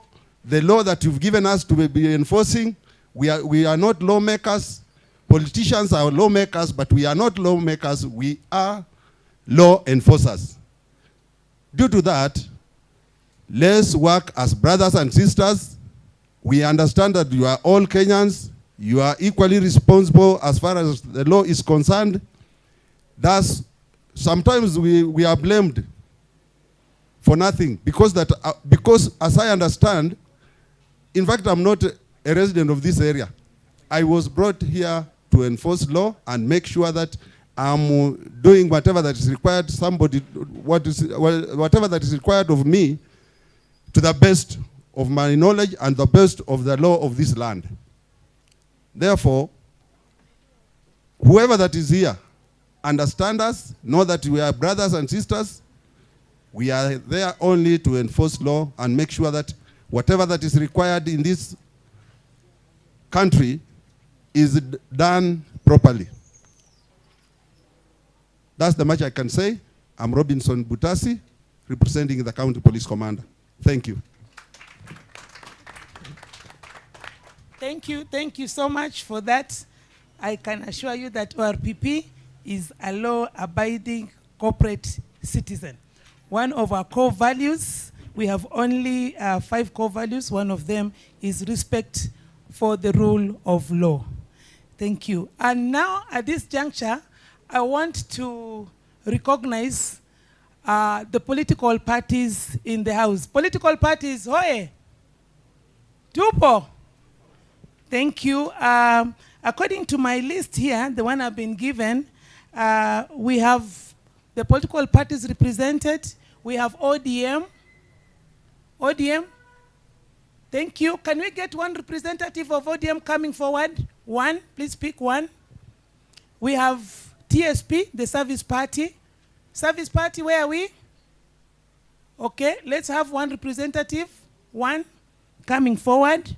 We have Jubilee Party. Jubilee Tupo. Let's have one representative coming.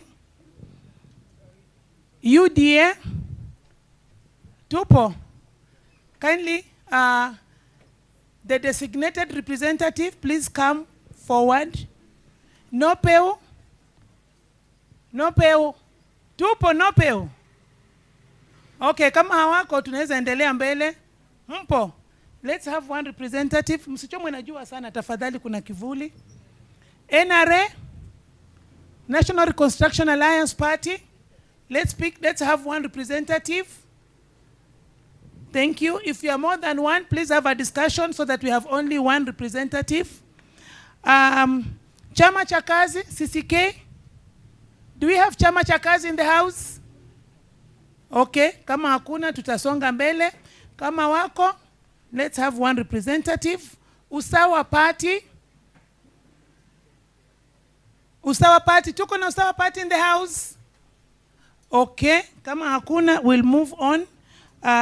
So I'll call upon the representatives of political parties in the house. Welcome. Just half a minute for introduction. You will introduce yourselves, and then quickly, I'll call upon the representative of ODM and the representative of UDM. I'll give each one of you just 2 minutes.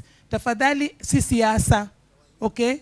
You'll be speaking very briefly on behalf of political parties. So usipigie debe chama chako. Hapa tutatafuta ground nyingine ya campaign, lakini si hapa, sawa. Hapa tunaongea on behalf of political parties. Thank you.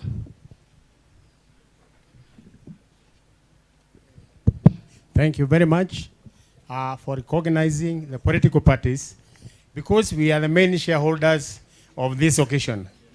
Ningependa kuongea kwa Kiswahili kidogo. Mimi ni Dickson Manyara, mwenyekiti wa chama cha ODM, the biggest legally constituted party in Kenya. And if you doubt, Google or visit Madam Nancy Macharia.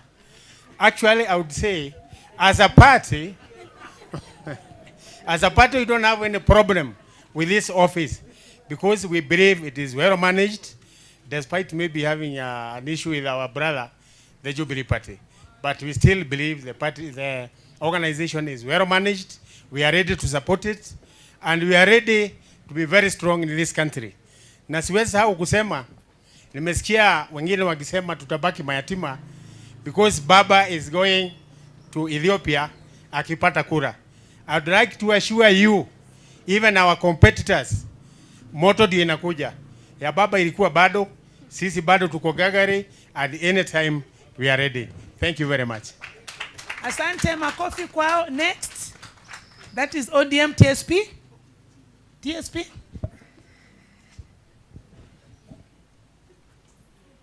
Yes, asanti. Naitwa Mugoda Waweru kutoka Nyandarua. Mimi ni wa TSP, chama cha uhaki, na chama ambaye haina siasa mbaya, na chama ambaye inafuata katiba ya Kenya. Haina vita kama wenzangu wa Jubilee, haina furugu kama weza. Naomba tafadhali. Hiyo lugha, please withdraw. Please withdraw Thank before you. you continue. Thank you. Kindly. Okay. Madam, nilikuwa nasema Hapo kwa Jubilee withdraw tafadhali. Because I'm not going to allow them to defend themselves. So withdraw. thank you. Asante madam, nime withdraw. Lakini nilikuwa nasema ni chama ambaye ina kiongozi mmoja. Haina viongozi wawili kama chama ya mwenzangu. Sasa thank you. Chama cha TSP ukiuliza madam daktari anaweza hakikisha ati ndio chama ambaye cha pekee kiko na sheria ambaye iko sawa sawa. TSP TSP ni chama ambacho TSP inasema the service party. No, yes, najua ni the service party ambayo inaongozwa na Mheshimiwa Mwangi Kiojuri, incoming president of Republic of Kenya. Thank you. Asanteni. Next Jubilee, kindly don't defend yourself. He has already withdrawn those remarks. Thank you very much. Asante. My name is Jogona Njohi, Madam Registrar and your guests. Good afternoon. I'm from the Jubilee Party. Sisi, we are the biggest party as per the records. The Registrar of Political Parties, you go there, we have the biggest registered members. It is the truth, and Registrar has concurred with me. ODM is only big huku nje, but on paper we are the biggest. Our party has been a client ya hii ORPP recently sababu we have characters who want to steal our party. But we are happy. Mimi ni wa mlengo ile ambayo iko na wananchi, mlengo ya Sabina Chege na Jubilee na Kanini Kega. That is the mlengo ambayo iko inajulikana kwa kisheria, gazetted. Those others ni watu wa roadside declarations which don't amount to anything. We appreciate your presence here, Madam Registrar. Na tungeomba you do such forums hata huko mashinani. Civic education is very important kwa wananchi. Waelewe what is this animal inaitwa ORPP. Because the only time you hear ORPP ni wakati kuna kelele, mtu ameibiwa, watu wanapiga kelele huko, nimenyang'anywa kura zangu, nimenyang'anywa registration. It is good that you come down to the people and explain to people hata process ya kuingia kwa chama. Watu wanafikiria kuingia kwa chama ni kununua kadi zile zinauzwa shilingi 20 hapa wakati wa mobilization ya watu kuregister. Explain to the people the process. Ndio hata mtu wakiwa kusema tu wewe ni mwana chama wa chama fulani, isikuwe tu ni lip service. Ukuwe una believe hata policies za chama huko ndani na huko na mahali kama hapa ya kupotelea wakati umechengwa huko ndani ya chama yako. Asanteni sana and welcome to Nyandarua. Thank you. So now I'll invite the representative of NOPEO. Good afternoon. God is good. Na tuambie NOPEO in full inasema nini? Okay. Tusalimiane hapa kidogo. NOPEO inamaanisha National Ordinary People Empowerment Union. Our party leader anaitwa Mporo Ntwaburi na secretary general wetu anaitwa Rogers Kipembe. Nashukuru. Makofi kwake. Kijana. So tumekuja kutafuta umaarufu hii pande. Tuko na umaarufu pande ya Meru, lakini si ni mzuri pia huko tujipange. So tunashukuru sana kwa kutuletea hii political office of the political party, na tutazidi kuwa tunafanya kazi pamoja. Asante, Mungu awabariki.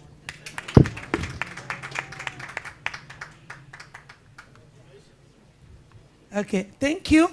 And now I want to invite the representative of NRA. The microphone is there. Welcome. Thank you. Good afternoon. My name is David Maina, and I'm representing NRA, or the National and Reconstruction Alliance Party. A party that I think it's one of the vehicles that will be focusing in the next elections, and you'll be seeing various people maybe within this region we might not have one person or one candidate who is representing the party, but in future, you'll be seeing people representing the National Reconstruction Alliance. Thank you. Asanteni. Thank you, makofi kwake. Now I want to invite, I'm told there is a representative of UDA Laikipia and the UDA Nyandarua. And this is how we'll do it. One will speak very briefly, introduce yourself as UDA, and the other one will speak for the other political parties alongside the ODM representative. I hope that's clear and in order. Thank you. Welcome. Who goes first? Welcome, Esther. Praise God. Thank you, Madam Dr. Anne. All protocols observed. My name is Esther Gathon Ndongo, UDA representative, Eastern Drift, which is Laikipia and Samburu. And it's an honor to be here. And thank you very much. We as UDA are in support, and we are more than happy to have you guys here, because we remember we had a sensitization program that we did, which was very instrumental to us. So thank you very much for accepting to have a grassroots office, which we are willing and ready to partner with and walk this journey together, so as we can empower our people at the ground. So Laikipia has a lot of issues in regards to, we lack a representative, a PWD representative, so which is a challenge, and we hope probably in the next coming election in 2027 we will be fully represented, and I know with your office being around, all that will be taken care of. So thank you very much. And a challenge to the young people, we are told that the future, we are the leaders of tomorrow. So young people, we are the leaders of today. So let us take the mantle, and especially women, and take up leadership, and we shouldn't be scared to run for these positions. So the fact that you are non-partisan and you support every other party, thank you very much. So as UDA, we'll support you and we'll be ready, and we won't have a lot of issues here and there with you. So thank you very much, and we'll open an office very soon here. So following in your footsteps, whatever you've advised us to do, we'll open an office here, the county office, and also we'll open and we'll have representatives, and we'll go to the ground doing sensitizations and have officials from different representatives. So thank you very much again, and karibuni sana Laikipia. God bless you, and God bless Kenya, and God bless UDA. Thank you. Thank you very much. Thank you. Makofi kwake. And now we have the representative not of UDA, but of the political parties in Kenya. The 90 political parties in Kenya, not UDA. Welcome, my brother. So goal is good. Goal is good. So Ken Mukera is my name. I will now speak on behalf of all political parties in Kenya, the 90 number. I know it's a task that I was not prepared for, but I will fit myself in those shoes. So first is to appreciate the chief guests, Dr. Anne, for the good work the ORPP office is doing. This has been proven in Kenya and also in Africa, whereby a party can be formed within 1 year, and the same party can produce a president. So that proves that ORPP is able to mandate any party. I'm not based just on the party that I am from, but any party in this country. It has proven to the whole Africa that any party can get a president. Reasons, it's only the ideology of the party. 2, the believing in any community that anybody can be. I think that one has happened in America, but has also come to happen also in Kenya. That you don't need to come to a big community to be the leader of this nation. Because if you look at the leadership of the blocks, the voting blocks, we have 2.9 million from Mount Kenya, but the president comes from Rift Valley, where we had 1.6 million votes. So that one from the ORPP proves that you don't need to come from the big community, but you only need to sell your ideology, join the communities, and make a nation to be one. The gown I'm wearing is a symbol of this nation. If you get to the State House, whatever logo I have is raised in the State House, meaning it's not a symbol of a party, but of a nation. So on behalf of ORPP, you have proven having an office in Laikipia will mean a lot for the young people who have to travel to Westlands. The way Mheshimiwa Washuka said, that few people know about the office, the cost. If you look at the cost of traveling from here to Westland, you need to get to a Matatu, pay 600 shillings to get to Westlands, 600 shillings back. That is 1,200 shillings to travel to Westland. But today, you only need 50 shillings to come to this office and get services. So the establishment of this office, Madam Anne, Dr. Anne, it means a lot to the young people. When we talk about the financial strain, it's based in the whole world, not just in Kenya. So you have also come to empower the young community. About the women and the persons with disability, they are able now to access the facility. To travel to Westland with the persons with disability conditions, you need an extra hand. So if you talk about the 1,200, you need 2 people. So we'll be talking about 2,400 that you have saved for the persons with disability in the 2 counties to access the facility in Nyahururu. Also, the civic education, we appreciate that we have had 2-session training here in Nyahururu by the ORPP. That one is also an eye-opener to the community and to all political parties in these 2 counties, and God bless you. Santini. Thank you. Sasa tuwapigie makofi vizuri ya pamoja. Tupige makofi ya Nyayo. Nataka tupige makofi matatu ya Nyayo. 1, 2, 3. Asante. There is somebody, there's a group, or there's a speaker that is not in this program, but in a special consideration, special recognition, and special inclusion, I want now to invite, and I'll call upon Mr. Mberia. Mberia, please, kimbia kabisa. Mr. Mberia to pick the microphone from here. We want to give now this moment to our sister, the chair of the persons with disability in Nyandarua. Kindly, the microphone will be brought where you are, so you don't have to sit in the sun. Kindly, you have 3 minutes. Thank you. Welcome. Once more, I'm Evelyn Gadieri. I'm the chair lady, PWD's Nyandarua. And Laikipia people, Laikipia leaders, Laikipia political leaders, kindly, I invite you for a benchmarking in Nyandarua, muone walemavu tuko na structure gani, tuko na leadership ndio tukue included everywhere, kindly. Sababu I'm so challenged, I'm all alone. Mtu mwenye anatumia V8, I'm all alone. Surely, na vile wako wengi wanaitisha. We need to be included in each and every thing that is being done in our county, in our country, that is. Madam Anne, we are grateful for this office.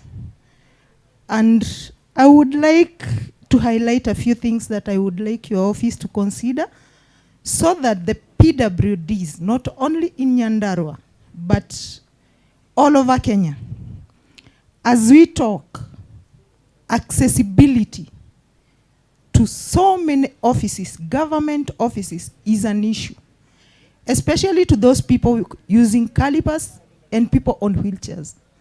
Access, access, access. It has been a song in Nyandarua, and they are trying to improve on it. Milango, ipanuliwe. Like now, as I'm in need to visit the sanitary facility, the sanitation in the office is not friendly. It is not friendly at all. Kindly, some of these things are very simple, but are too hard to be done. Only when somebody gets yourself into such a condition, you'll understand what it means. Kindly, Madam Registrar, I would like you to note the following. Political participation. That is one thing that we would like your office to consider. Political participation, ensuring equal opportunities for women with disability and persons with disability to participate in political process, including running for office, voting, and engaging in political campaigns. Second, Representation. Advocating for the representation of people with disabilities in political leadership positions and within political parties, including through affirmative action measures and inclusive policies. 3. Policy advocacy. Promoting policies that address the needs and rights of women and people with disability, including those related to healthcare, education, empowerment, and social inclusion. 4. Accessibility of political processes. Ensuring that political events, meetings, and campaigns are accessible to people with disabilities, including providing accommodations such as sign language interpreters, brailles, accessible venues, and alternative formats for information. 5. Awareness and sensitization. Conducting awareness campaigns and sensitization programs to educate political stakeholders and the public about the rights and challenges facing people with disabilities in the political sphere. 6. Support networks. Facilitating the formation of support networks and platforms from people with disability to share experiences, resources, and strategies for political engagement and advocacy. 7. Legal frameworks. Advocating for the inclusion of provisions that protect the rights of people with disabilities in the electoral laws, party constitutions, and other relevant legal frameworks. 8. Capacity building. Providing training and capacity building programs to people with disabilities interested in engaging in politics, including leadership skills, campaign management, and advocacy techniques. Inclusive is all that we can bring about. Inclusivity is all that can bring about equality and togetherness in political issues. PWDs are termed as less fortunate, but they also have potential in different areas and even being better than the so-called body-abled. Given a chance, they can deliver. Disability is no one's choice. Anyone can join this club, regardless the position a person holds in a day-to-day life. People with disabilities confront of ranges of handicapping situations depending on the extent of the disabilities. Policies, programs, practices, and political sector have, in a way, not included persons with disabilities in the arena. These few issues can be of great favor to persons with disability. May God bless you all. Thank you so much. A big round of applause for her. We appreciate, and I believe you will be kind enough to share that list with our officer, Mr. Mberia, so that it can get to the registrar. Thank you very much. And now, we want to move on to the next speaker of the day. And our next speaker is the Nyandarua County Commissioner, who is not present here in person, but is ably represented by the SCC1, Nyandarua County, Mr. John Wanyonyi. Welcome, sir, and the podium is yours. Thank you so much. Just a clarification. I'm Wanyonyi Joseph, the SCC1 Nyahururu. Nyahururu is in Laikipia.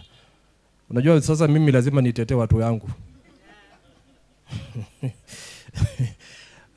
We are in Laikipia, so I'm representing the County Commissioner Laikipia. To the chief guest, who is our registrar, Dr. Ann Nderitu, the CS, Mr. Wahome Koinange. Nimeona mheshimiwa ametoka, but kuna wale ambao nadhani wana represent the political parties, all protocols observed. Hamjambo. I'll be very brief. Mimi nitachukua less than the 5 minutes that we were given. Unajua ofisi yetu huwa inakuwa very apolitical. We are not involved in issues to do with politics, but we support all the activities that usually are going on within the communities. So we are happy, first of all, for choosing Nyahururu. Najua watu wa Nyandarua nimeona wamekuja sana, wanasema sasa wako sawa. Tunawakaribisha sana. You know, when you come from Nyandarua to Nyahururu here in Laikipia, si mtawacha hapa shilingi 1, 2, 3. So kujeni tu, sisi tunawakaribisha sana. Make use of this office because as you will be getting the services from this place, watu wetu pia wa Laikipia watakuwa wana benefit from that 1 or 2 shillings. Otherwise tunawakaribisha sana, karibuni sana. We are happy to also work together with the Office of the Registrar of Political Parties because, you know, during the electioneering period, very many things usually take place. And we are very glad because of this office here.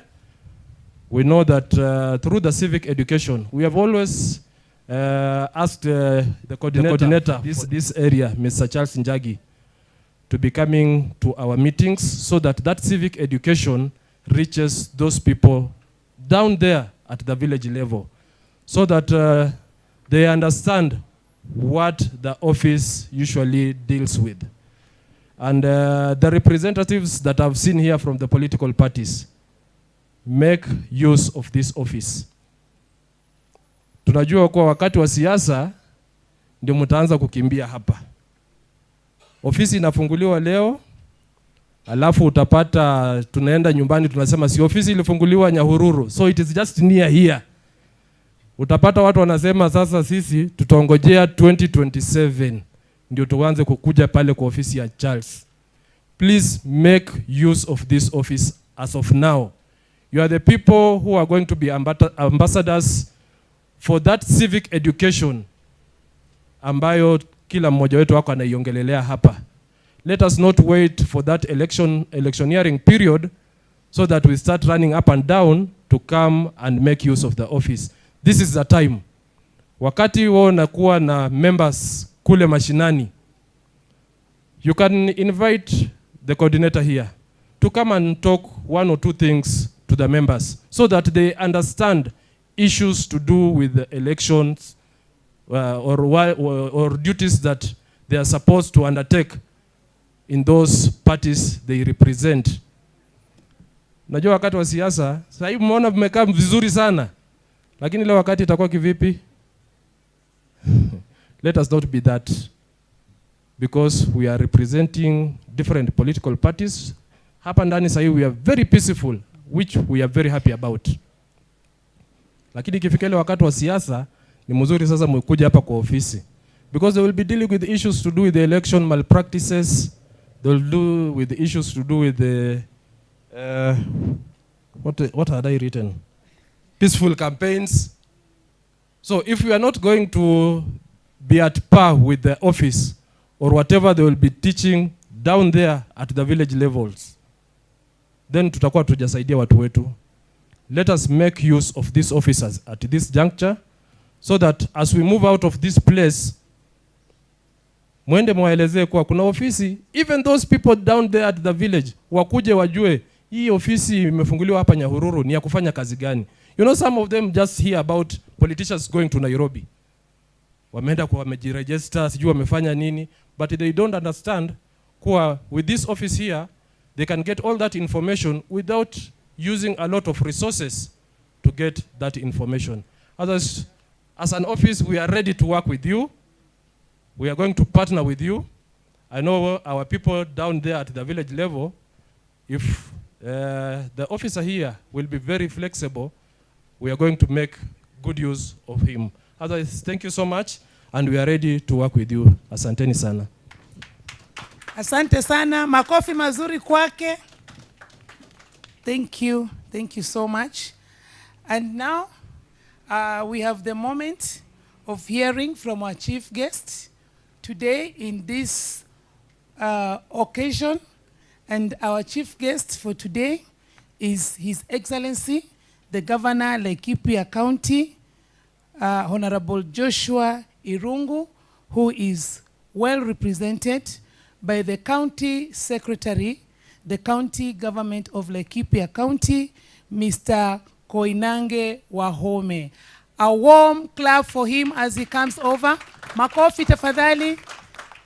Karibu sana Bwana CS. Welcome. Thank you. Thank you very much, Dr. Anderito and your team.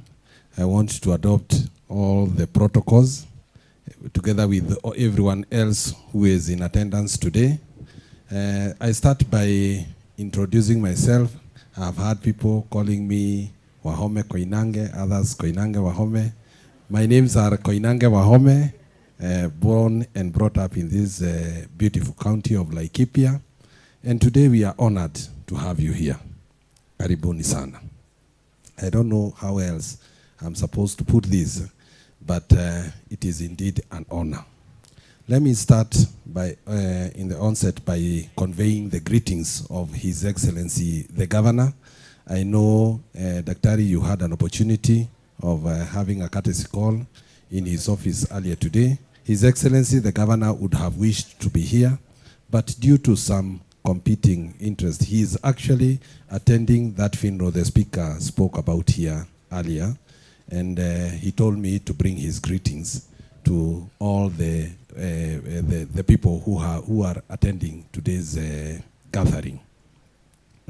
Number two, allow me to quickly also acknowledge some of the people we work with at the county government of Laikipia. We have the Office of the Governor representative. We have Robert Maina.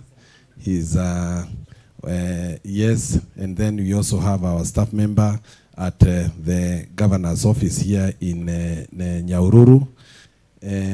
They are part of the team that we work with here, and we are also, it is just shows you that indeed we are really happy and honored to have you here today.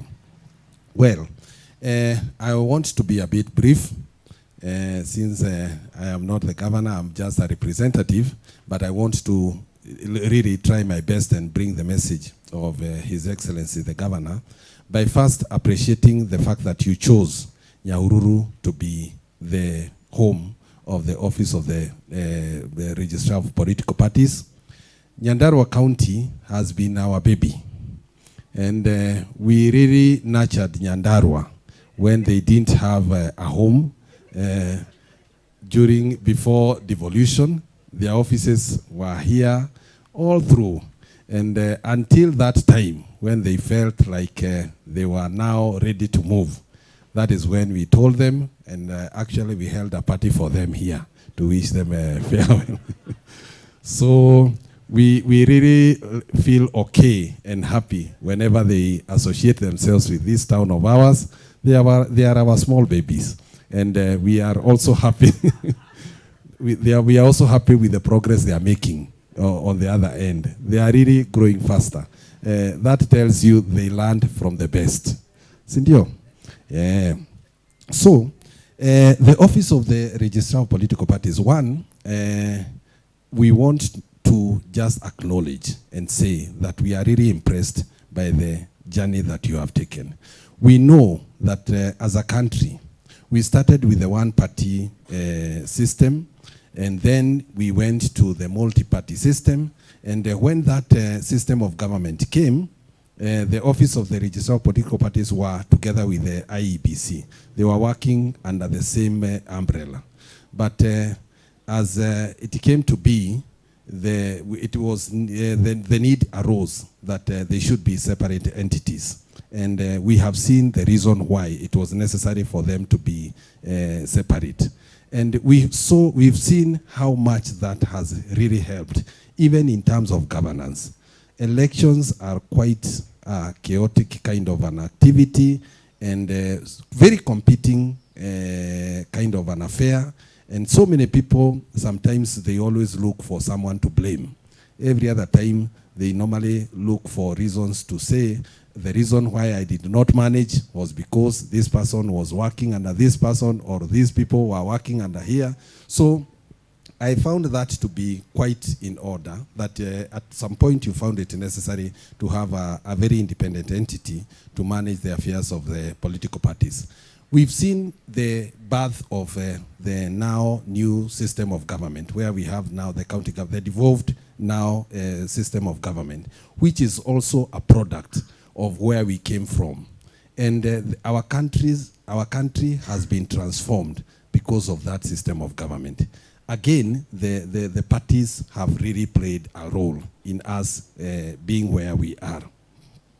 Well, what I would wish maybe to say is that the political parties' way of, our way of political parties might not be where we would want to be.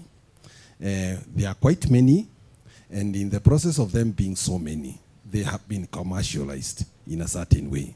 People have, at some instances, and this is public, it is something that is public, it is not something that maybe I would say I would have a problem talking about, is that at the nomination stages, some of these parties have given tickets to highest bidders. And the person maybe who would have been the preferred candidate of the people now gets disadvantaged because of other factors other than the choices of the people. So we want to encourage, and the fact that you have brought your services closer to us, it just tells us that we can only get better. So we have an opportunity that the offices that you have opened here today will give us an opportunity to be able to learn and understand how we are supposed to manage political parties and what is my role as a citizen, and what is it that me being a candidate who is vying for a seat, what is it that I need to know in terms of the political parties, and what are the areas that I'm supposed to fall back to just in case I get challenges in the process of the management of elections. So karibuni sana hapa Nyahururu, and we are happy that you have now found a new home here in Nyahururu. We will support you. We will support you in whichever way. And we want to assure you, the county government of Laikipia under Governor Joshua Irongo has adopted a way of governance by bringing public and making the public to be part of our processes of governance. So we normally hold public participations whenever we have anything that is supposed to be undertaken by government. The issue, the county integrated development plan processes held 222 public participation forums. So what I would wish maybe to see is the Office of the Registrar of Political Parties having a certain partnership, so that when we have those public participations, we can be giving you platforms, so that you are able also to enlighten the public, and you can be able also to take these messages to the people at the grassroots, because not everyone will be able to come to these offices here in Nyahururu. Again, I would wish maybe to also encourage you that as you settle here in Nyahururu, you also maybe think about having also a place in Nanyuki, because Nanyuki and Nyahururu is also quite a bit far. Maybe you can think about having another place that can be able to serve the Laikipia North and the Laikipia East. Because slowly by slowly, we hope that you'll be able, maybe in every county, you'll be able to have an office that will be able to serve our people. Otherwise, this is a good move. This is something that needs to be applauded. And in case of any other issue that you'd wish to have the intervention of the county government of Laikipia, we are available and we are ready to help you. So we wish you well. And we hope that this place will be... Nani wanatangulia? Kabla General ende vitani, nani anatangulia? The foot soldiers. So I want to call upon all the ORPP staff. Marilyn, please bring all your colleagues in the best way you know. Welcome. Kama umevaa uniform, tafadhali tunakuomba usonge hapa. The wonderful, the competent, the able, the committed foot soldiers of the Registrar of Political Parties, always doing a wonderful job and always ready to serve the people beyond the job description and beyond what is obviously expected. Marilyn and your colleagues, please welcome.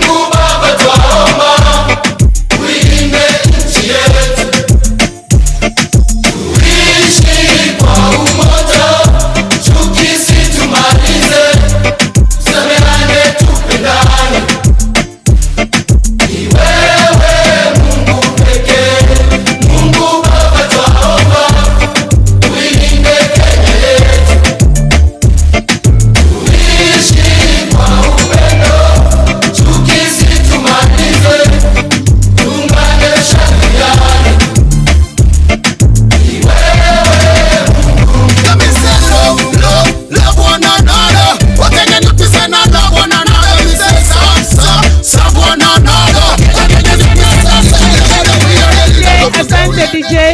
Asante DJ, asanteni. Mr. Mberia, please take over and introduce yourselves. Thank you very much, CPA. I think nilikuwa nimetuma salamu na wawakilishi wa salamu zile nilituma ni hawa. They have worked tirelessly to make this event happen and to make the exceptional services to happen for the Office of the Registrar of Political Parties. We are not a local brand. We are a global brand. Semeni global brand. Najua hilo swali, hilo mambo hapa. Global brand. Global brand. Hiyo ni tongue twister, sio? Asanteni. My name is Mutethia Mberia. I serve at the Office of Registrar of Political Parties, headquarter office. Karibuni pale. Unapotembea jiji kuu, Kanairo. Karibuni pale. We'll serve you. Thank you very much. I will let my colleagues now do self-introduction. Thank you. Good afternoon all. I'm James Michuki, ORPP.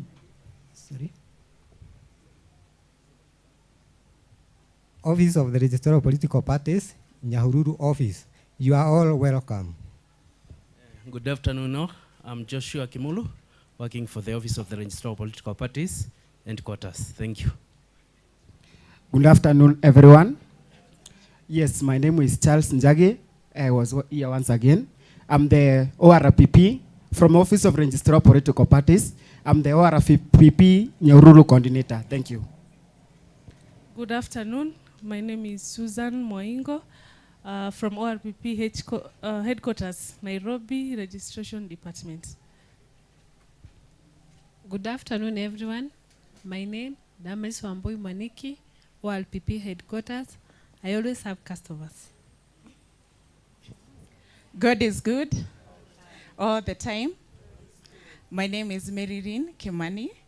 I work at the headquarters. I'm in the administration department. Good afternoon. Habari yenu. Naitwa Esther Kiarie. I work at the ORPP headquarters office, supply chain department. Karibuni. Afternoon, everyone. Yes, my name is David Onyekiamogo. I work at the ORPP communication department. Tumefurahia sana kwa hapa, asanteni. Thank you very much. Kuna wengine wetu pale wanacheza behind the scenes. Kuna pilot wetu, tuna bwana Nganga, tuna bwana Osman na tuna bwana Garissa Harrison. Asanteni. On behalf of the team that is behind the scenes, pokeni salamu zao pia, sio?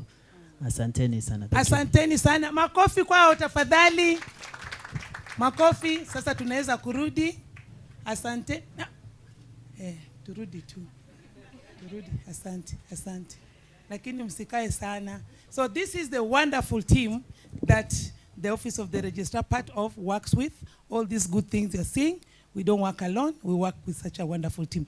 Now it is a moment to hear the keynote speech from none other than the registrar. Registrar, naomba tu dakika moja uniwie radhi kwa heshima na kwa taadhima. Naomba tafadhali tusimame tumkaribishe daktari. Naomba DJ tumkaribishe daktari. Tafadhali.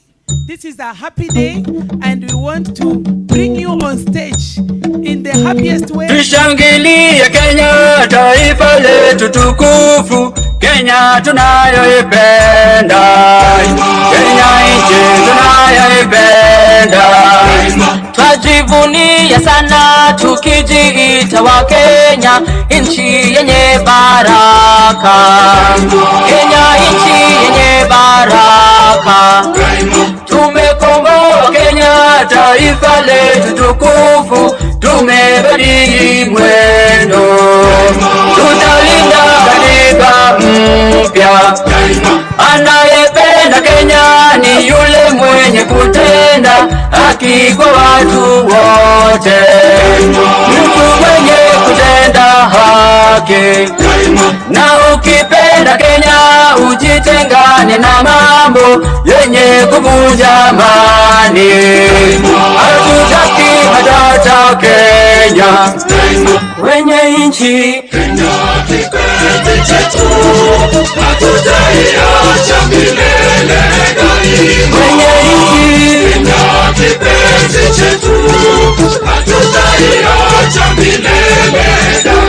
Kenya kipenzi chetu, nchi yenye upendo, hatutaacha Kenya daima na milele.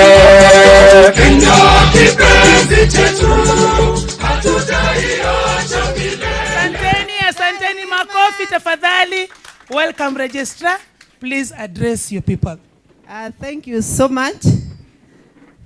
Thank you so much, CPA Florence. I know you know my heart that I love that song. And thank you so much. Because we are here, because Kenya ni kipenzi chetu. In that song, it usually says that anayempenda Kenya ni yule kutenda haki kwa watu wote. And in our national anthem, we say that justice be our shield and defender. So I think that's why I love that song, because the composer really was intentional about promoting a brand of a country.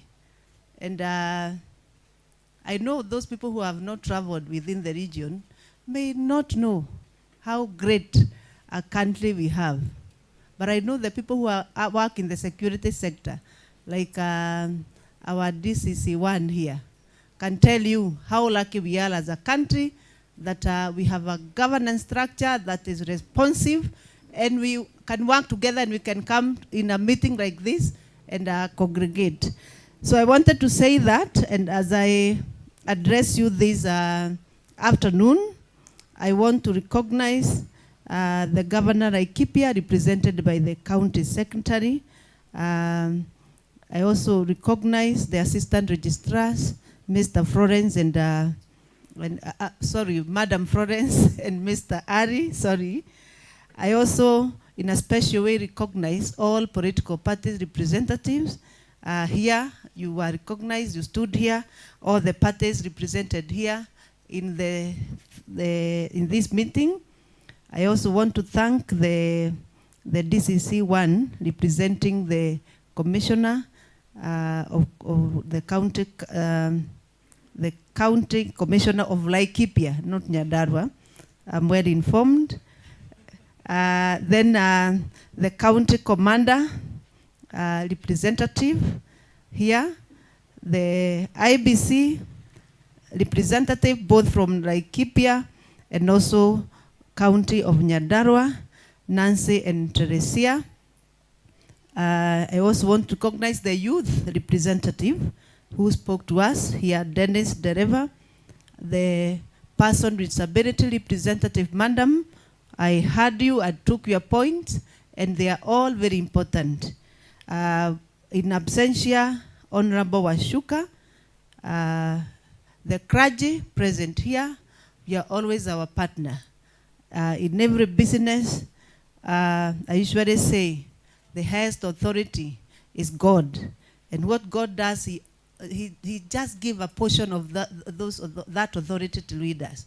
And you are representative of the Most High authority. And that's why we actually recognize you, and even to be patient and to be with us. And we'll be happy to have you as you pray also for our office during the opening. All the civil societies, all other persons, any other person probably I could have forgotten not to mention, you are highly recognized, and thank you so much for being in this meeting. I also cannot forget the staff of ORPP who are present here, whom have been introduced here, and who have worked tirelessly to make also this occasion happen. We really also thank you. I will also be very brief because I know we really want to open the office and also try to help those people who may go far from here to travel in good time. First, I want to thank you most sincerely for joining us in this auspicious occasion on the opening of the Office of Registrar of Political Parties in Nyahururu. This particular office will be serving the Laikipia County, Nyandarua County, and Samburu County. We also have an office nearby, which is Nakuru. Nakuru serves Narok, serve Bomet, and counties in those other regions. Currently, as it has been said, we are present in 12 offices, which include this Nyahururu that we are opening today. We have an office in Nakuru, we have another one in Bungoma, we have an office in Kitale, we have an office in Kisumu, we have an office in Nyeri, we have an office in Mombasa, an office in Malindi, an office in Garissa, which we also opened this very week, and which is the last one, and an office in Isiolo. So when we are talking about Nanyuki, we are also seeing for the time being that some of the people who really are towards Nanyuki can also be served in Isiolo. But it's our desire, as it has been communicated here, that we want to open offices in all the 47 counties.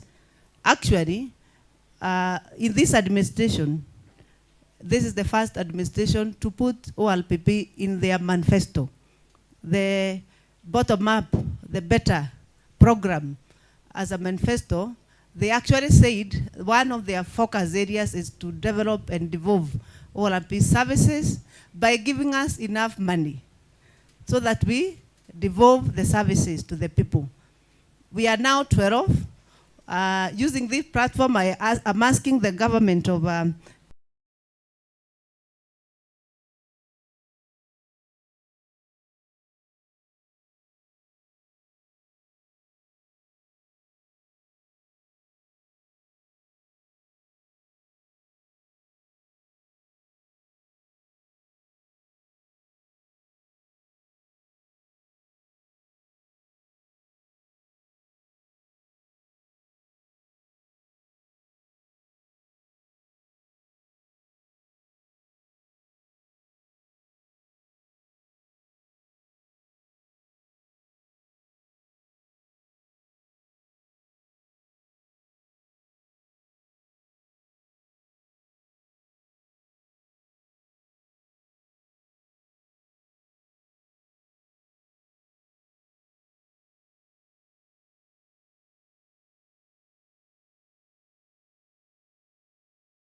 so far, and looking forward for more support so that we continue opening these offices.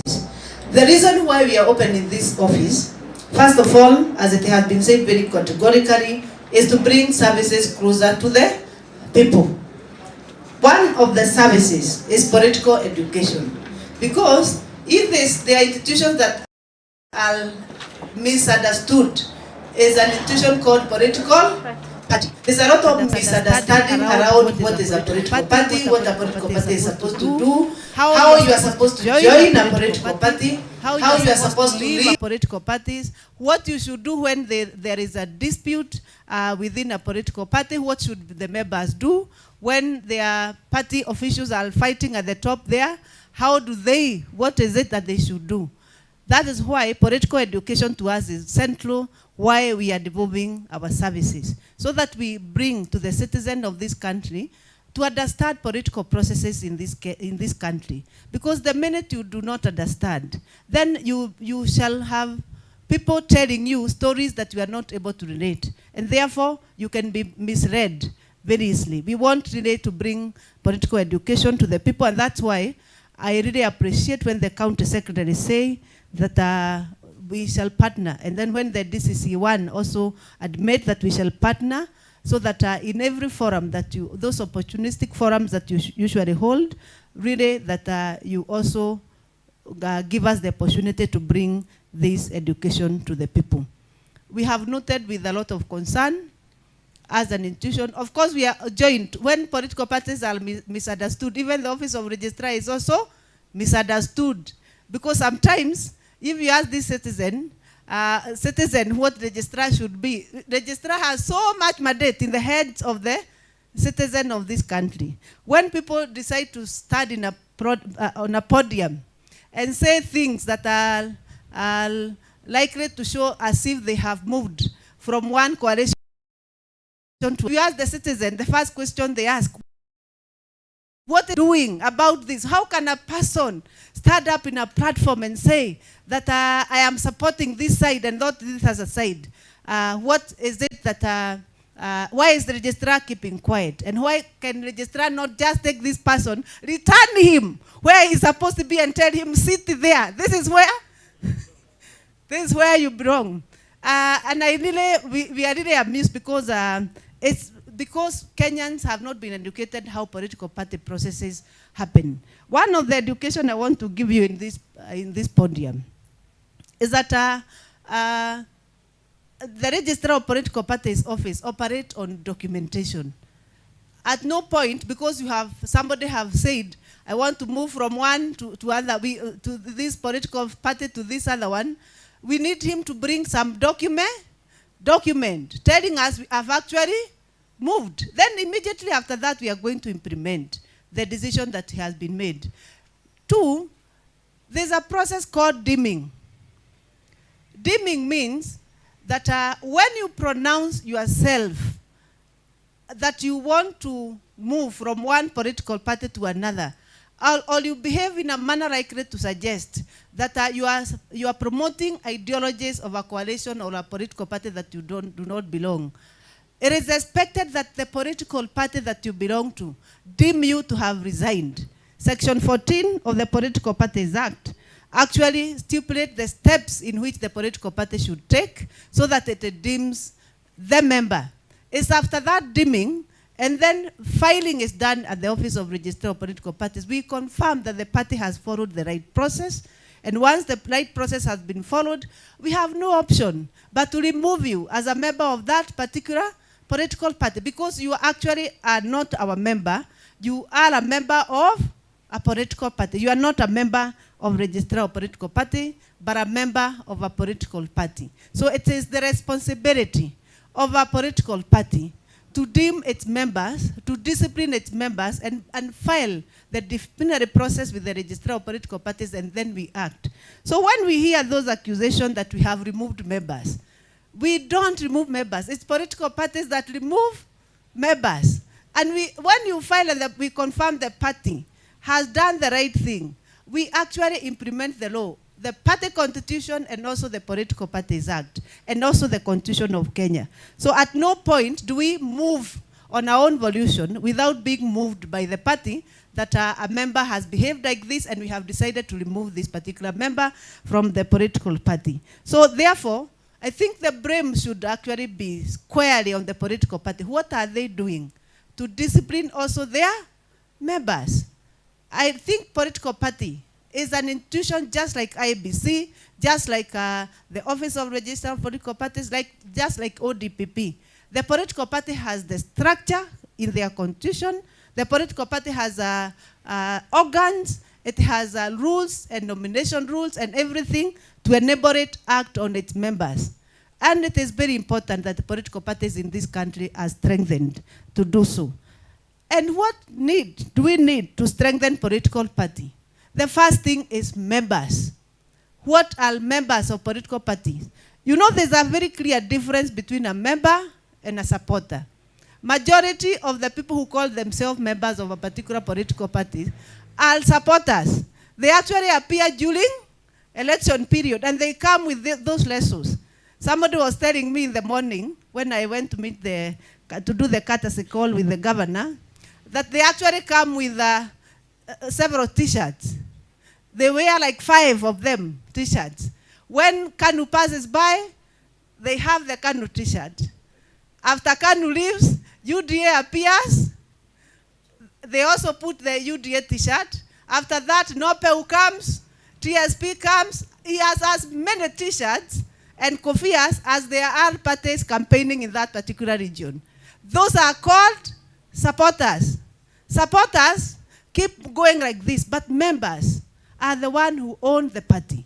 And somebody said here, and I think it's CPA Florence, that then, therefore, members have an obligation to hold their own political party officials to account, so that they are able to be responsive to the policies and the constitution of the political party. And members then have a process of joining and the process of leaving. In our business, one of the big things that we have done is digitizing our services. And we have digitized services to the extent that at the comfort of your phone, You can check which political party you belong to.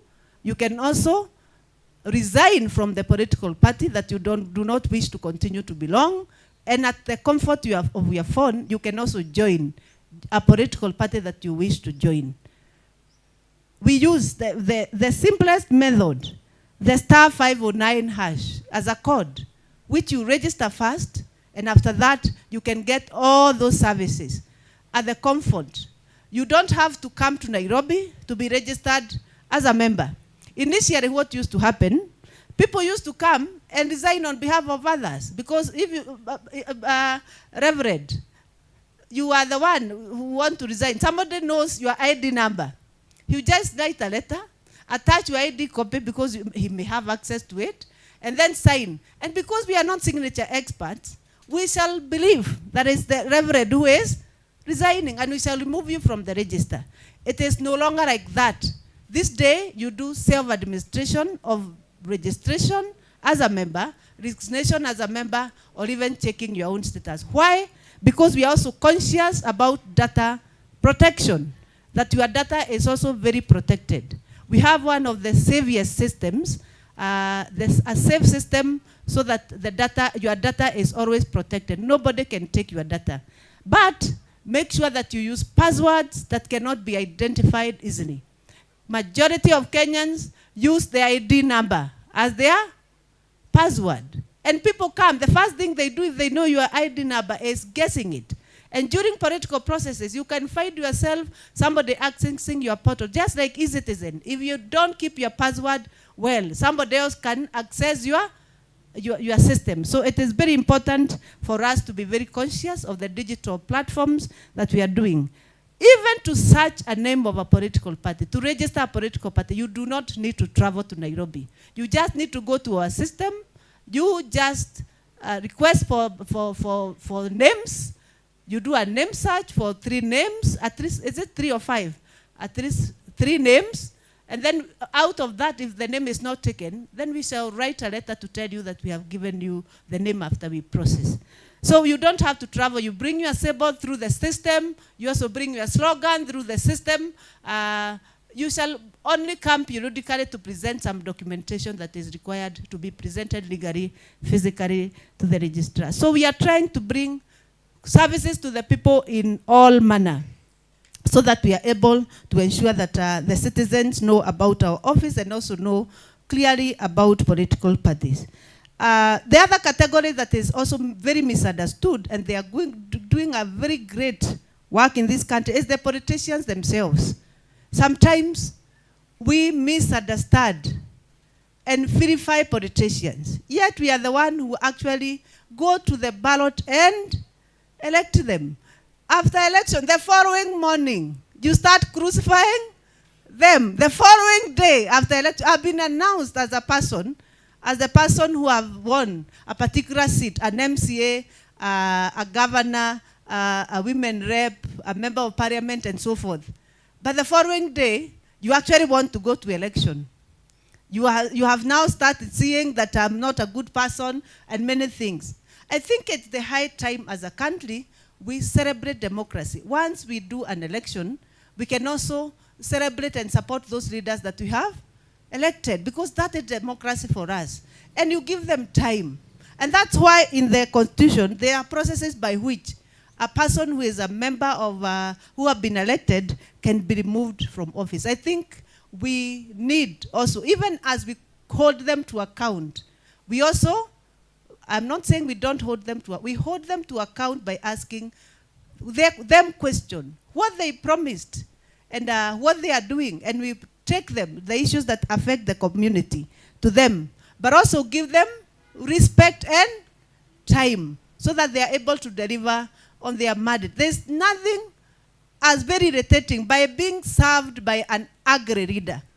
Somebody who is already very angry, because wherever he goes, you start shouting him down, you shout people down. I think it's a bad culture to shout readers down. Yet we are the one who elected them.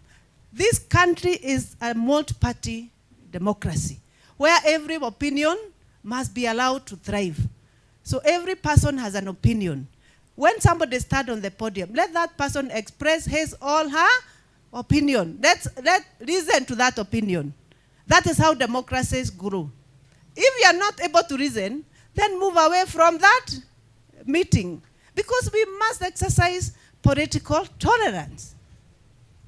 And I'm speaking, I know I'm speaking from this region.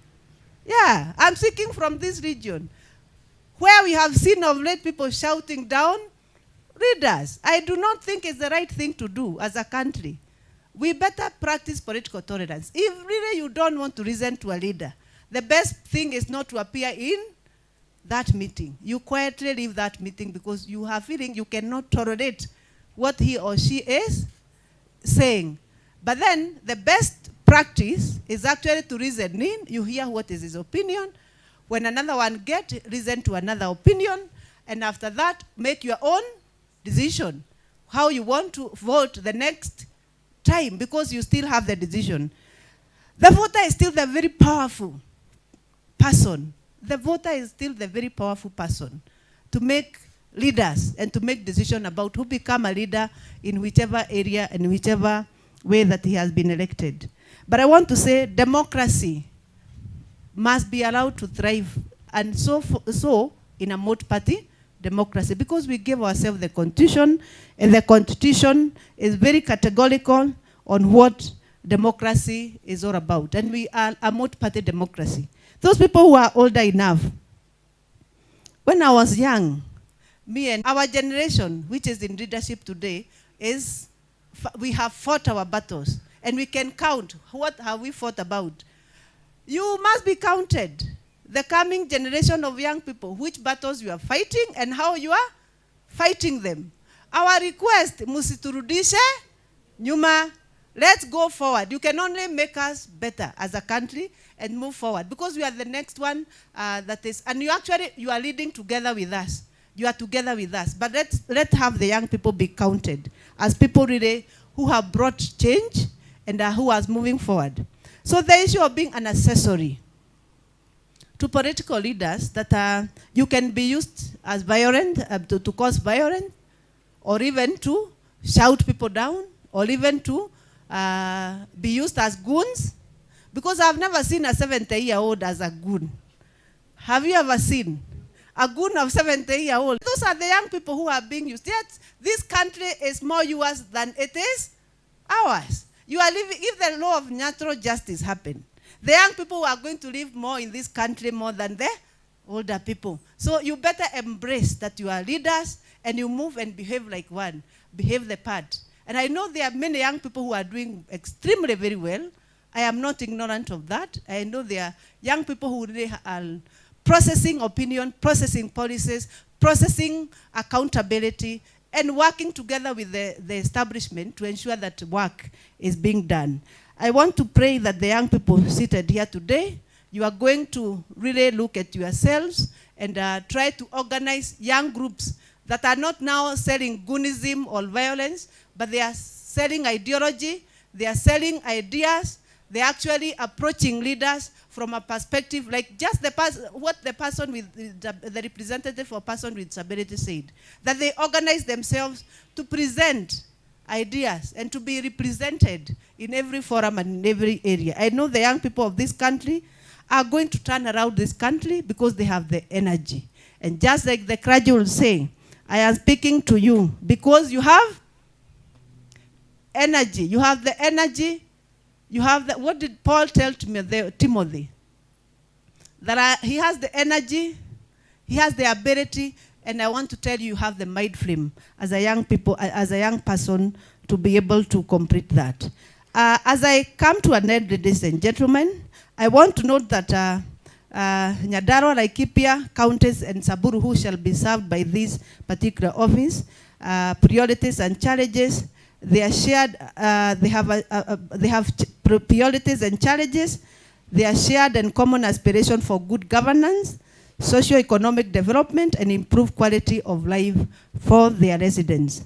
Through the operations of this office, we aspire that the leadership of the counties is going to support us, and we have really gladly heard you commit that you shall work closely with us and support us. And we shall work in collaboration with all the political parties around here who have presence in this region, and specifically to try and also support the diverse need of the community. Part of it is ensuring that there is inclusion in political space, that women, youth, and persons with disability are given a space and are capacity build to be able to participate meaningfully in the next, in the political processes, and particular in the next general election. We are happy to note that all our stakeholders are committed to continue working with us, and for sure, we promise you that we shall also be committed to work with you. We are very happy to note that the official statistics, the highest number of women elected from a political party were 87.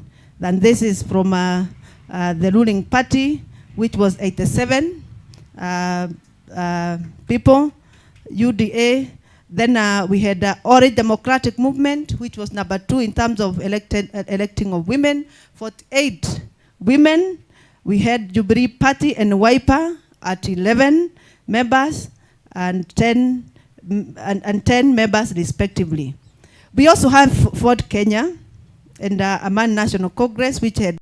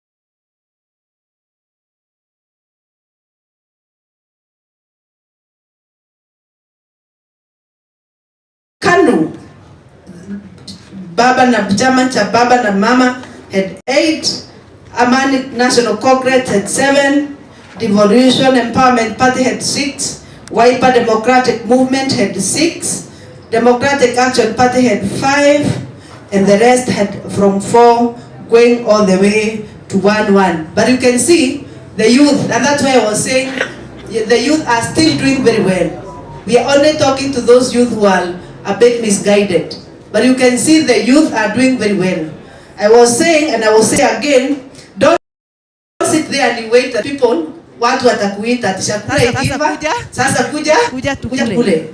Siasa haiendagi hivyo. Siasa ni kujituma. Lazima wa youth tujitume. And so, the person with disability. For person with disability, we really need to do a lot of political participation and also mobilization. Madam, the one who represented person with disability, we had only 12 political parties that really had a candidate or person with disability, and that is very low. Only 12 political parties going across, and most of the numbers still were failed in the parties that I'm mentioning, and it's only 12 that ended up across board getting elected in all political parties for persons with disability, which I think then forms the basis of nominations of many of those, and still we have a challenge on that area still. So I conclude by saying that let us work together in shaping for our politics in Kenya. Let's demonstrate concern and care through various leadership portfolios that we hold. It is also necessary to always be deliberate and mindful of the need to mentor the young leaders to progress the political and entire democratic journey this country has taken. Many has come before us and did their part in fighting for democracy. It is upon us all people of all creed, age, possession notwithstanding, to add value to these gains for a better country for now and for the coming generation. Thank you, thank you, thank you very much. I think we can go to the next level. Asante sana. Registrar, a better round of applause for Dr. Ann Nderitu, the Registrar of Political Parties. Asante mama wa nguvu, tunakupenda. You are always very, very resourceful in whatever speeches that you've given us. We've continued to grow. We really appreciate. And it's not very hot here, but when you stand here and speak, you start sweating. Ask me. Now, we want to take a few comments, not questions, very few comments from the keynote speech that we have just had. And I also take this opportunity to recognize the presence of the CC member, Laikipia County, the Department of Administration, the Governor's Office. I do not want to break protocol. Waziri tanipatia dakika moja, I need to consult because the Governor's representative has already spoken.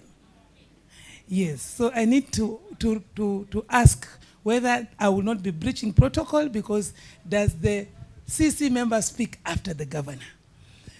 So just 1 minute, then I come back to you. Thank you. So as we open plenary, kindly, we have only 3 minutes to do that very quickly. If there's anybody with a comment, kindly. Thank you. If there's no comment, there's a comment here from the clergy. So I'll give, if there's only that one hand, I'll give that 1 minute, and then I'll just, part of the plenary, I'll give Waziri just half a minute so that we can hear your voice as you introduce yourself. Yeah, thank you. As part of the plenary, thank you. So we have those two. Thank you, Daktari. Umetupeleka vizuri sana. Just a matter of concern. Does it mean if a political party does not have any elected leader, it cannot be financed? I think. Hiyo sheria gani? Okay. Okay, asante. Waziri, microphone, patieni.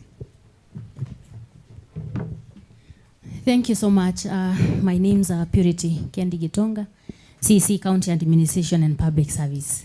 Mine is to welcome you so much in Laikipia. In fact, we really appreciate kwa sababu naona hatutakuwa tuna struggle kwenda mbali. Najua mengi yameongewa sana, wacha nisiongezee.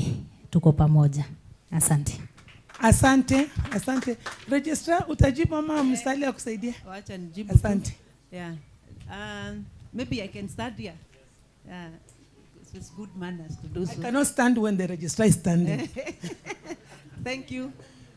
Yeah, one, that's a very important question. First of all, the question you ask, Reverend, is why do we fund political party? We fund political party because to create a level playing field and that they are able to compete against each other. But we also fund them for contribution. They must contribute and demonstrate that contribution in the democratic space. So if you don't have any elected leader, yeah, ni kama kuwa, I don't know, I want to give this example because it's local. Ni kama kuwa na chairman wa Mnanda hana ng'ombe na dia chairman ana command people around na hana ng'ombe. So the first thing is the entry behavior is that you must have at least one, and we actually say in the revised formula we say at least one elected leaders. One elected leader, hata kama ni MCA, hata kama ni governor, hata kama ni member of parliament, whoever, at least only one. That is the entry. Then after that, we calculate the number of votes you have brought on board. How many people voted for your party? Whether you succeeded, even those candidates who failed, every vote count. Any Kenyan who woke up to vote for your party, we count that as money. It becomes money. But the entry point is that you have an elected leader. The third category is that how many women, youth, and persons with disability did your party bring on board? The more the women, the more the youth, the more the person with disability, the more the money. So we calculate, there's a formula, a graduating formula. Because we must demonstrate your contribution. Otherwise, if we say any person who register a political party get funded, if there's a person who register 7 by proxy, it will become a business. Yeah, you must demonstrate, and the calculation is done after every election. After the general election, then you go. And that is not only the practice here, but the practice internationally. You must demonstrate your contribution to the democratic space. But that does not mean that the political parties that are not with any elected leader now become invalidated. No, they stay, they mobilize. Next time, they probably will be the one that will be funded. You can see even the demographics can tell you that there are some parties that used to fund in the last general election, the other general election period are not being funded today because they never attained any person who was elected. So the ground keep shifting, but there must be a criteria and a demonstration of contribution in the democratic space. Thank you. Thank you. Thank you so much, Registrar. And with that clarification, we want to quickly close the plenary session. And I want to invite here Mr. Ali, my colleague assistant registrar. We want to appreciate all our speakers who have spoken to us today. We want to say thank you. We have a small token, a small gift for you, and I'll invite Mr. Ali to lead us in that.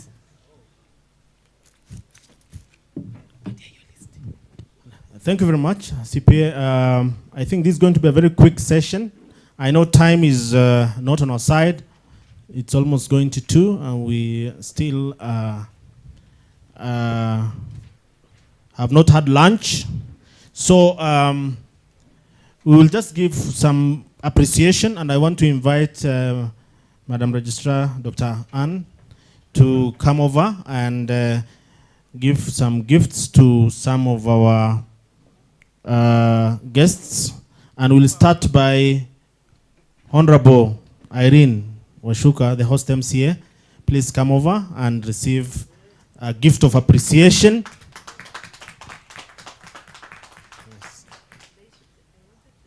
Yes, yes. Where is David? All right, come closer. That's not far. It's a Zoom one. Okay. Okay.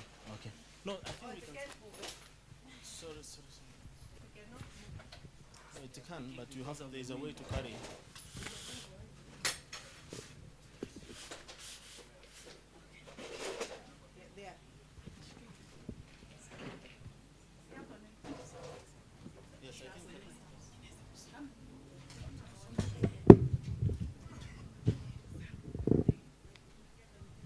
All right, gift of appreciation, Registrar. Thank you very much.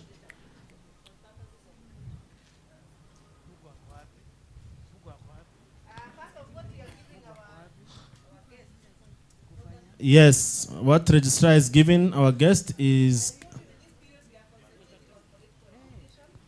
we are concentrating on political education. We have a source book, the first in Kenya, the Kenya's Political Education Source Book, that talks all about the political parties, the politics in Kenya, and how to participate in politics in Kenya, and how political parties are managed. So, Madam Washuka, you shall be an ambassador in terms of political education. Thank you very much. Thank you very much. That is... hey. Sasa 001 ukisoma chapter moja hapa kwa hii kitabu utawakanyaga kabisa because iko na campaign strategies and ways of mobilizing votes and messaging your campaign communication. So this is a product of ORPP, a well-researched product, and all the candidates or all those who want to, I know we have quite a number of them around here. Hii copy usipopata lazima ufanye. We also have a soft copy of that. It has all about politics, political management, elections management, the laws governing, the requirements for contesting, and political communication, campaigns management, and inclusion, and everything around civic education. The second person that we're going to invite is Dennis. Dennis, please come over so that you also get a gift.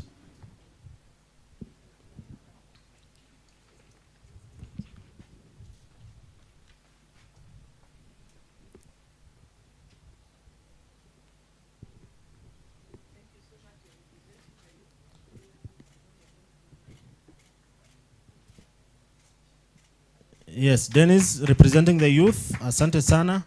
The next person that is going to get the gift is none other than the representative of IBC, Madam Nancy, please.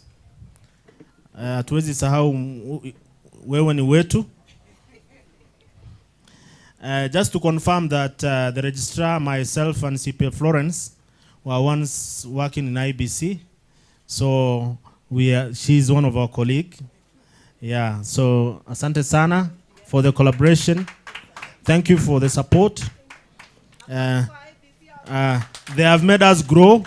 We are now getting bigger than them. We were the baby. It's a case of a baby overgrowing the parent. Then we also have Teresia, please. Let's also representing Laikipia. Oh, but it's okay. Do you have enough? Yes, yes. Oh. Okay. How many?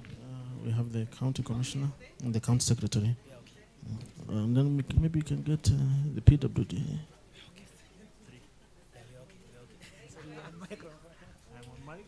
Nothing to hide.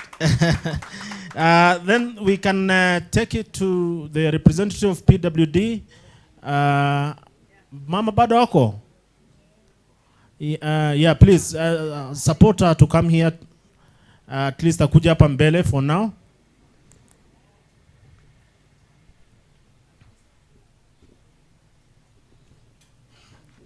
Please.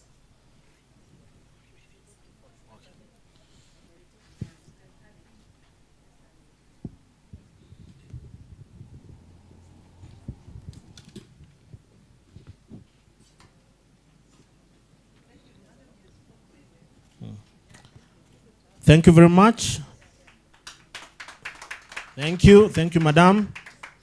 We are very happy when we see special interest groups represented in our functions. It's very high on the agenda of ORPP. The next person to receive the gift is the representatives of political parties. I think those ones we have more copies later. We'll give you copies at the office because you are many. Probably we can have ODM and Jubilee, please come over. ODM and UDA, sorry. ODM and UDA.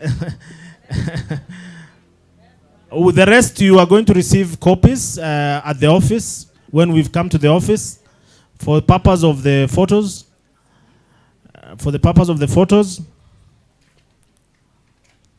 ODM and at least from the two coalitions, two big coalitions. Each of them representing their coalition. Thank you very much. Because we are non-partisan. Then we also want to gift DCC. DCC 1, please come over.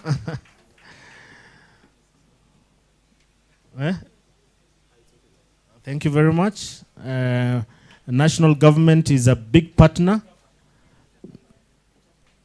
National government is a very big partner for us. We have worked together very closely in the last general election. Mulitu support kabisa kabisa. Asante sana. Through the whole security system, you've worked very closely with us and we really want to appreciate. That's the last. Thank you very much. Now the last one on behalf of the governor, the county secretary. Please come over and receive the gift. Thank you very much. We appreciate the partnership between all county governments and ORPP.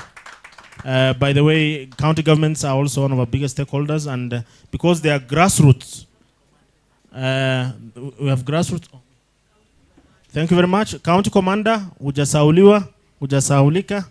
The county AP commandant, please, on behalf of the county commander, come over and receive the gift. The man in uniform. Thank you very much. Tunaheshimu uniform kabisa. Na akiwa hapa tunajua tuko secure kabisa. Tuko secure. Tuko kwa mkono ya proper security. Thank you very much. And I think I want to appreciate the registrar. Thank you very much for issuing the gifts. And I hand over back the mic. Thank you so much. Thank you, Registrar, for that big heart, that big love. Yeah. And thank you for honoring our guest speakers. Now we want to quickly transition as we come to the close of our first part. Our event is in two parts. We have part one, which has come to an end. And now we want to transition to the second part. And now I want to call upon Mr. Njagi to come and move a vote of thanks and also make some necessary in-house announcements. And then thereafter, immediately after Njagi is done with the vote of thanks and the in-house announcements, I will request Mr. Mberia to quickly come in and take over for the next part of our event. Thank you so much. And now I step down. Thank you. God bless you.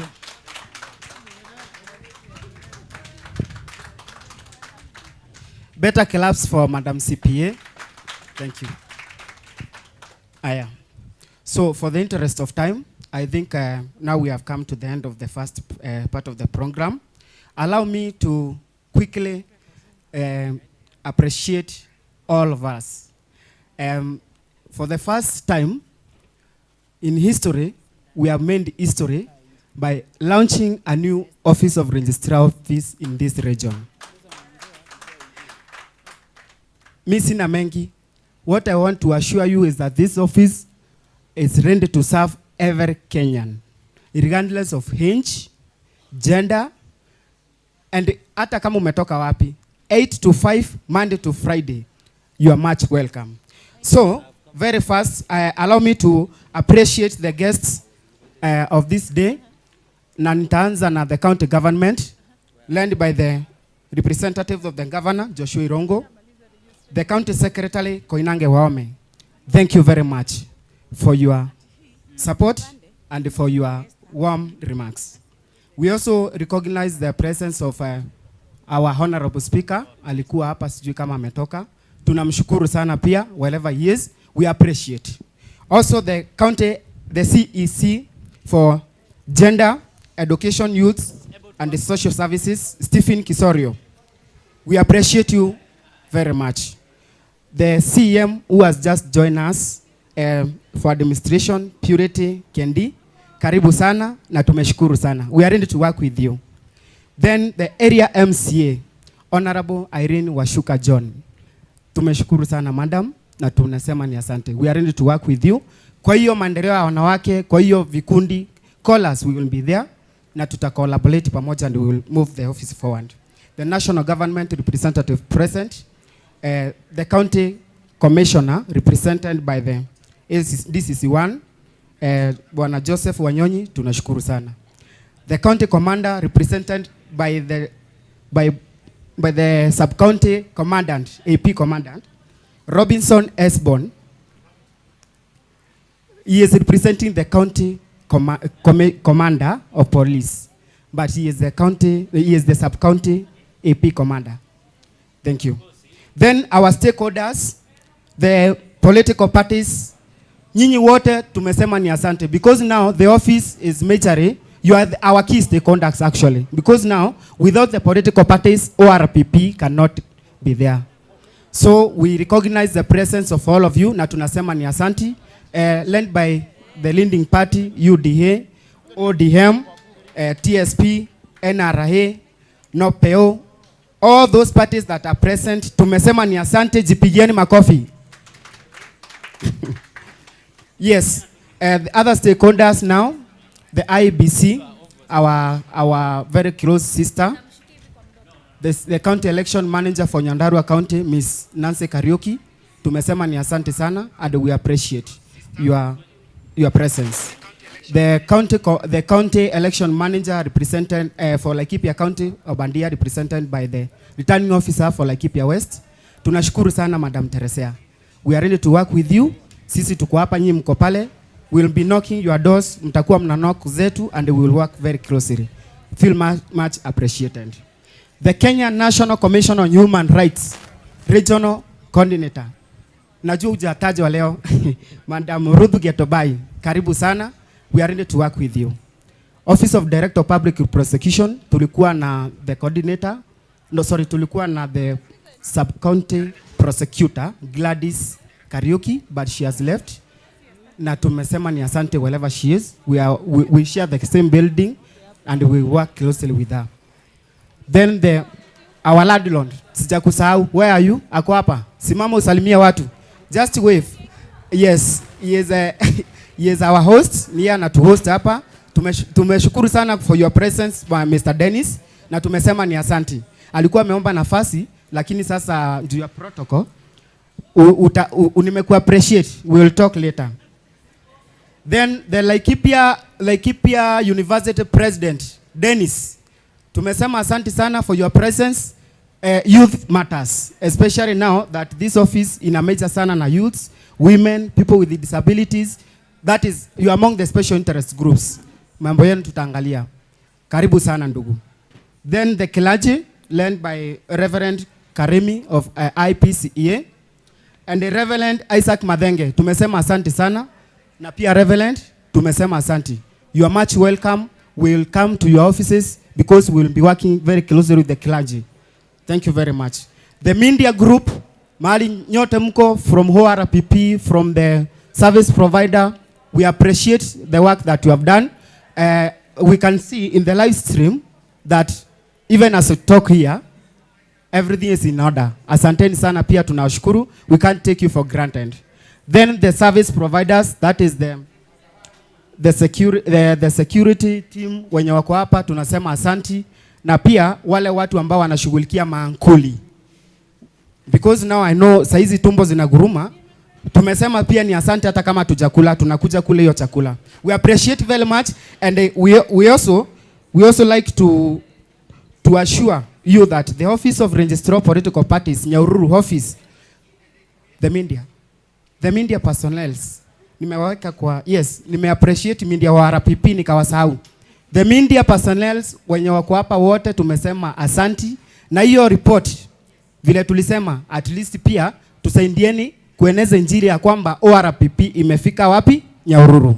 Asanti. So I don't have much to say, ila tu kusema ni asanti kwa kila mmoja wetu na pia kwa Maulana, na niseme kwamba tutashirikiana pamoja. My plea is that we all as stakeholders, kila mtu mali yako, kama uko hapa siku ya leo, uko na jukumu la kufanya kazi pamoja na afisi ya msajili wa vyama vya kitaifa. Kwa hivyo ningeomba sisi wote tushirikiane, kwa sababu sisi ni washikadau, na tutaendeleza the mandates of the ORPP. And with that and this juncture, I call upon Beria to come over and take the program. Asanteni sana, Mungu awabariki. Jipigieni makofi. Thank you very much. You know, wewe ni neighbor wangu kule, lakini I should have appreciated you the boy child way, but I will do that. Thank you.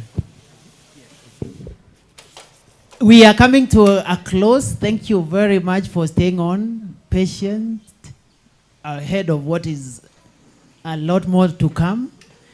What we are going to do right now, after this, I will request the DJ to do just a teaser as we prepare the next move. The next move is, I will request the first two tables to accompany the registrar upstairs, second floor, We will be guided accordingly and unveil that which you've been speaking about all day today. She will unveil. For the rest of the team, I kindly request you to stay on here. We'll be back in a very short while and do something that is also sumptuous. Something that also we'll share together after the unveiling. So at this moment, I request the registrar and the guests, we step towards the second floor and unveil the office. DJ, give us a tune, please. Up to juu kupiga ni wewe. Thank you very much.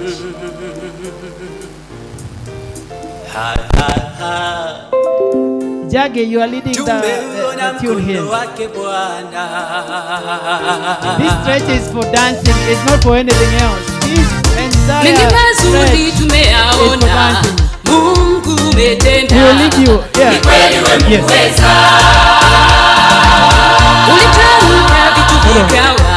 Prepare your way. Prepare your moves. We wait for the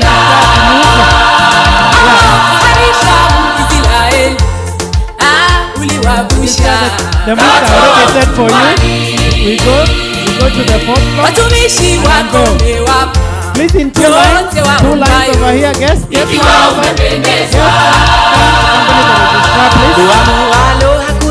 Let's accompany the registrar kindly.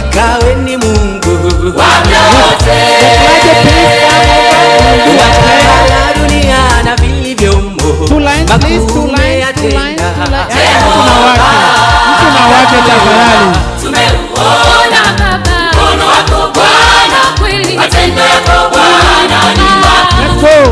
Na umetutoa mbali kweli, ukatushika mkono Mungu mahali uliona pekee. Political parties, kindly come. Political parties, come. The youth.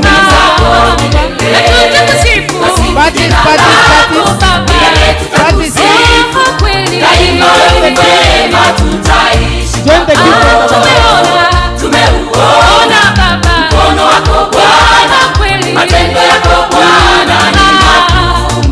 Na umetutoa mbali kweli, ukatushika mkono Mungu mahali uliona pekee. Chini hata juu watu unawainua, sifa na utukufu ni zako milele. Na tutakusifu jina lako Baba, tutakusifu kweli, daima wewe mwema, tutaishi kwako.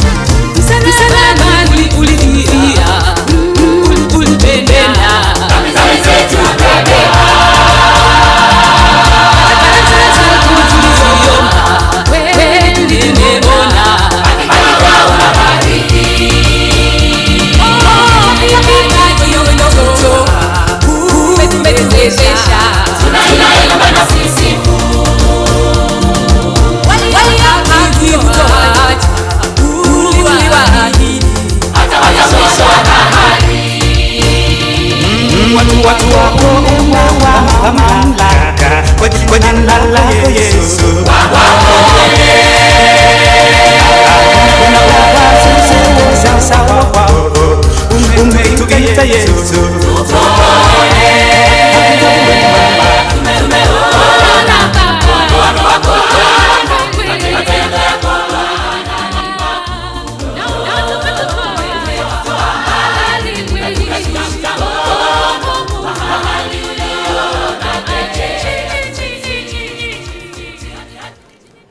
Karibu sana Madam Registrar. Over here. Yuko. That's it. So from here, the territory is registered. So I hand over the microphone to the registrar. The territory is no longer mine. All right. Madam CPA, the territory handed over to you. Asante. msajili wa vyama vya kisiasa yupo tayari. Leo asema kesho ni muongo. Yuko tayari kutufungulia na kutuzindulia ofisi ya ORPP Nyahururu. Registrar, kabla utufungulie, utuambie kitu. Hapa ni kwa nani?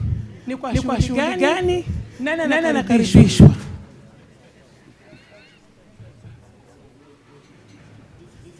Alafu ukaribishe wageni wako washikadau. Karibu. Asante sana Bi Florence. Tunashukuru sana. Siku ya leo tuna furaha sana kwa sababu ya Mungu kutuneemesha kuwa makao haya kufungua ofisi ya msajili wa vyama vya kisiasa katika town ya Nyahururu. Hiyo ofisi imefunguliwa kuhudumia kaunti ya Laikipia, kaunti ya Nyandarua na kaunti ya Samburu. Kwa hivyo tunajivunia sana kwamba tumepata hii nafasi ya kufungua hii ofisi. Yangu ni kuuliza washikadau wote kutumia hii ofisi, and I'm very happy that we have political parties that are represented here. Very active. Can I see the political parties? Where are you? I need a political party representative here. Come here. Let them come here. This office, political parties, they need to come here. Yeah, come here. Yeah. The first service will be, yeah. Very good.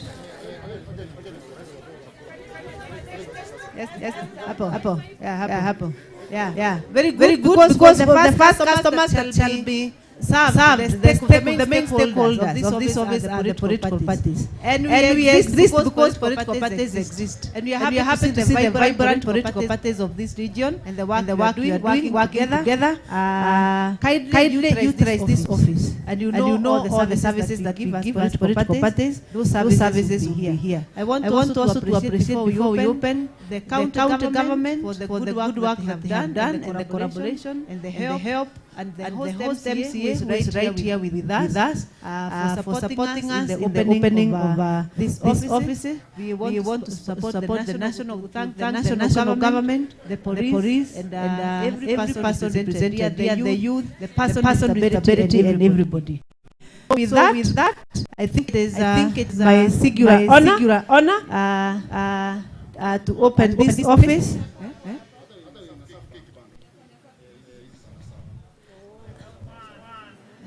To the count of 5. Yeah. 5, 4, 3, 2, 1. Shangwe na vigelegele. Makofi.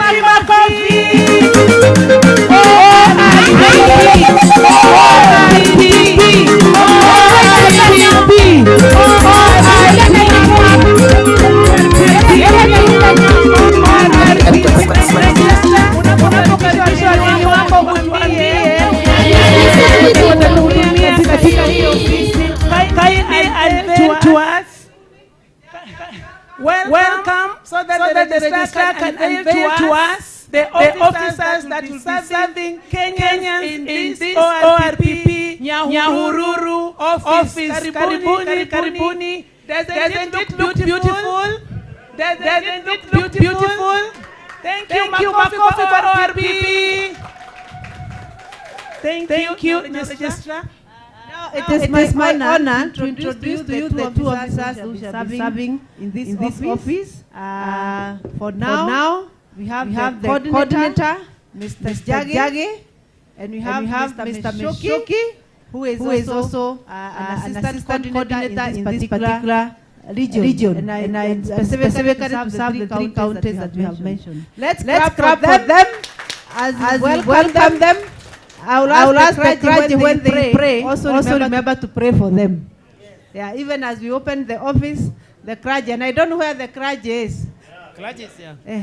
They need to come in. Please allow the clergy to come in, even as we go around, because After that, now where do we go? Where are we signing the visitors Thank book? you very much. Thank you. I think thank you very much, Registrar. Let's appreciate Registrar for the session.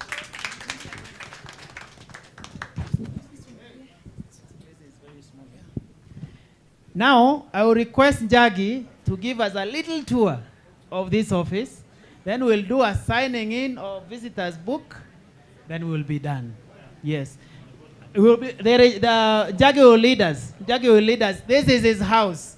So he'll tell us, hapa ndio pale. Sio? Bwana Jackie, tuongoze tafadhali.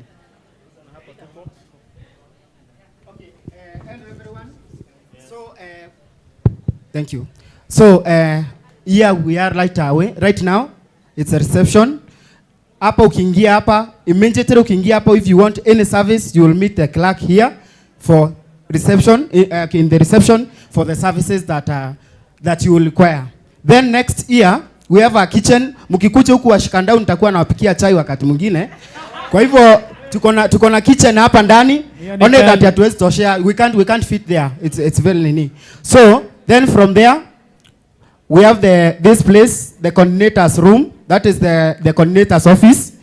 And then the washrooms, the boardroom, and the server room.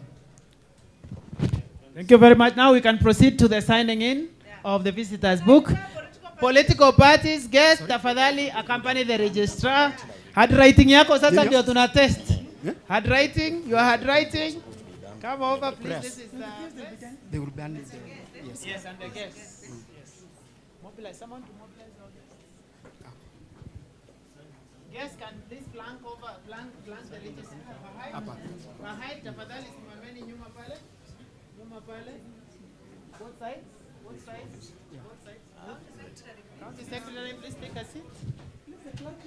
Clergy, yourself, please go over there. Now this is the coordinator's room. This is where mambo people, the consent will be done over here. So registrar, it is your time we test your handwriting. I don't know why you are not using your left or you use both hands. Okay, very talented. The only person who uses both hands for different occasions. So registrar, it is your time.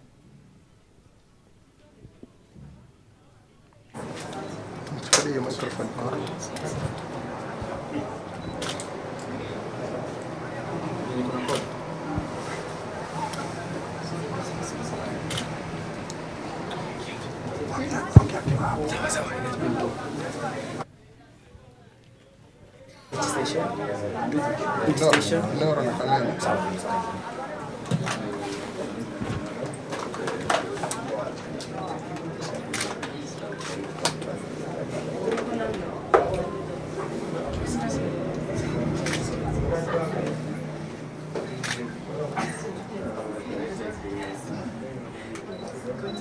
Yeah.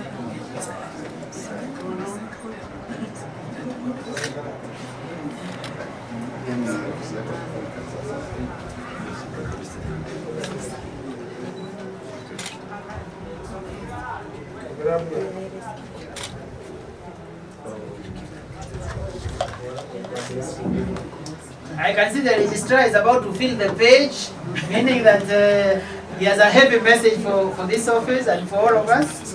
I think she's about to finish.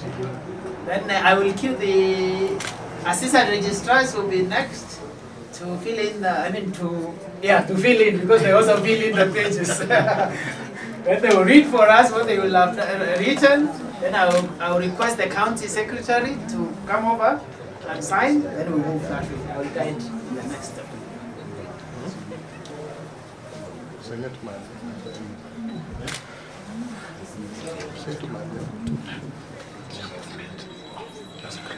Space ni kidogo, sio mahali wako.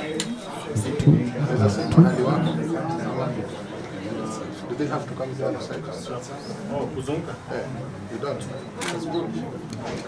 This chair.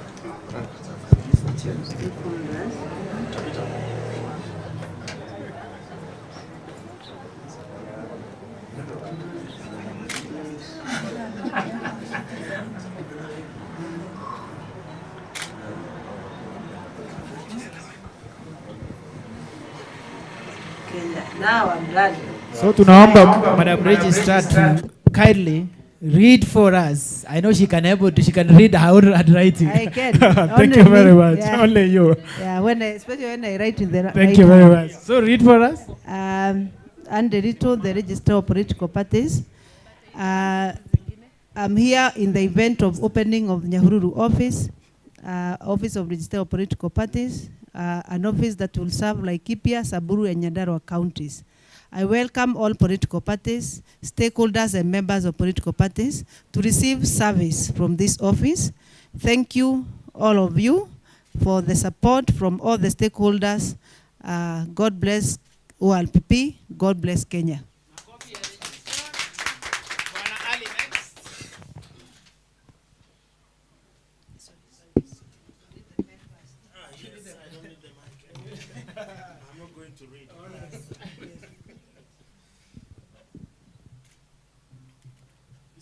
By the way, it's the first day of the month. We should have said Happy March Day. It's also the March for International Day for Women, which will be celebrated on 8th March. And the registrar is one of the International Day for Women. So it's really, really, really a momentous occasion. Sijui Bwana Ali kama anaandika Kiarabu lakini atatueleza.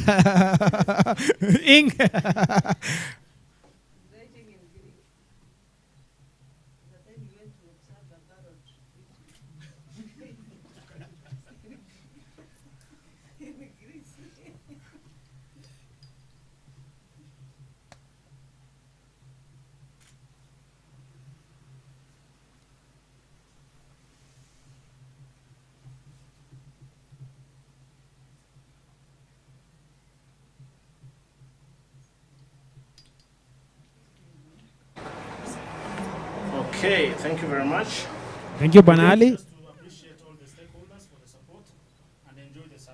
Thank you very much. As a summary of what he has written. Thank you very much. Now, CPA Florence, kindly. We'll see who writes faster than the other. Thank you. Thank you.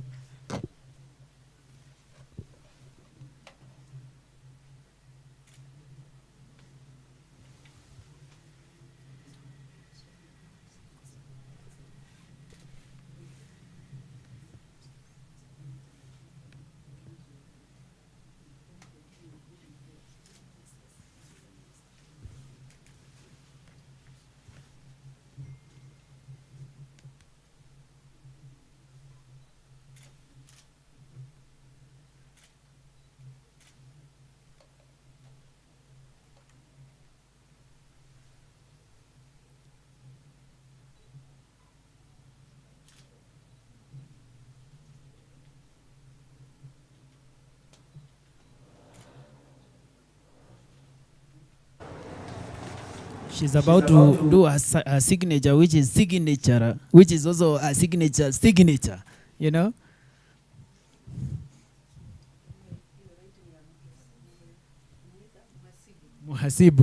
Muhasibu mwenyewe sasa. The handwriting reflects the profession.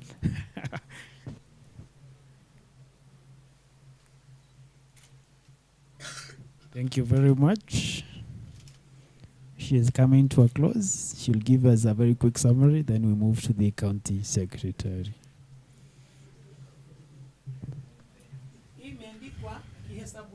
Asante. County secretary, shift your base, please. Then area MCA Muhesh mwenyewe atuambie, then a representative of the political parties. Then we are done. We do a prayer, then we'll be done.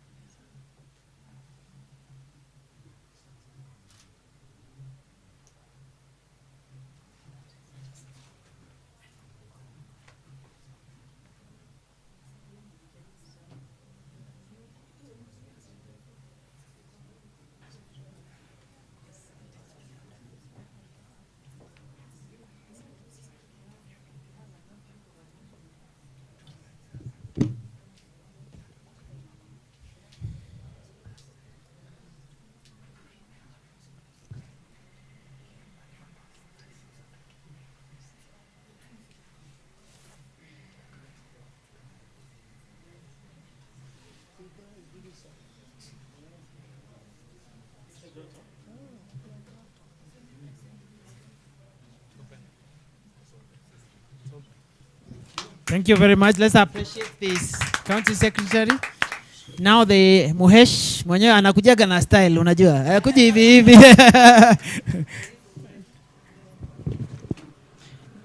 Muhesh pia wewe unajaza page.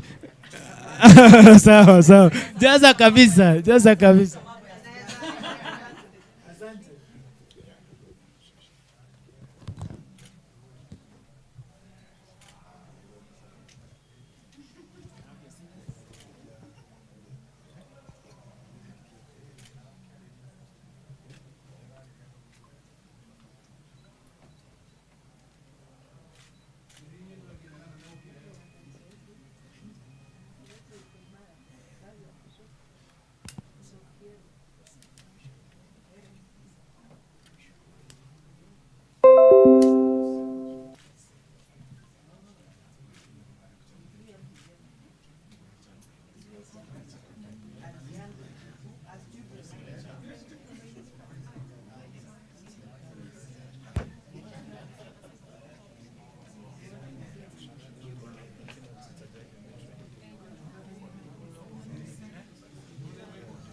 Thank you very much. Let's appreciate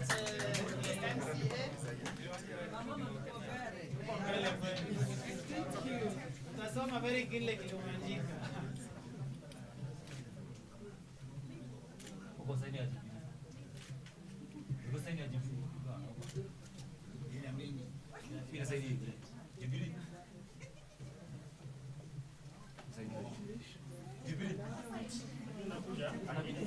Jubilee amekuja, sherehe karibu ishe lakini amefika. Hajachelewa.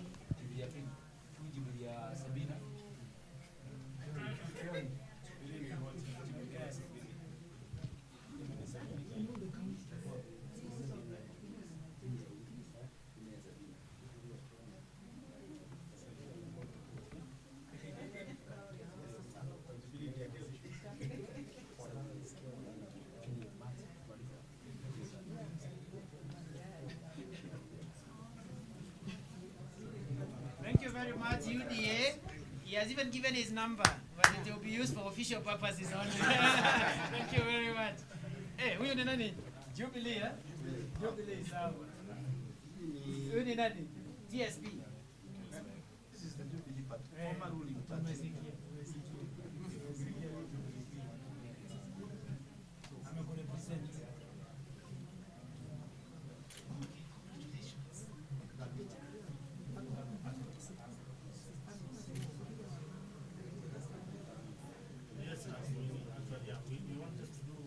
We do just a group photo, a dedication, a prayer, a group photo, then we'll be back. So, yeah, he's here, he's here, he's here. Yeah, we are requesting that the rest who wish to sign can do sign later.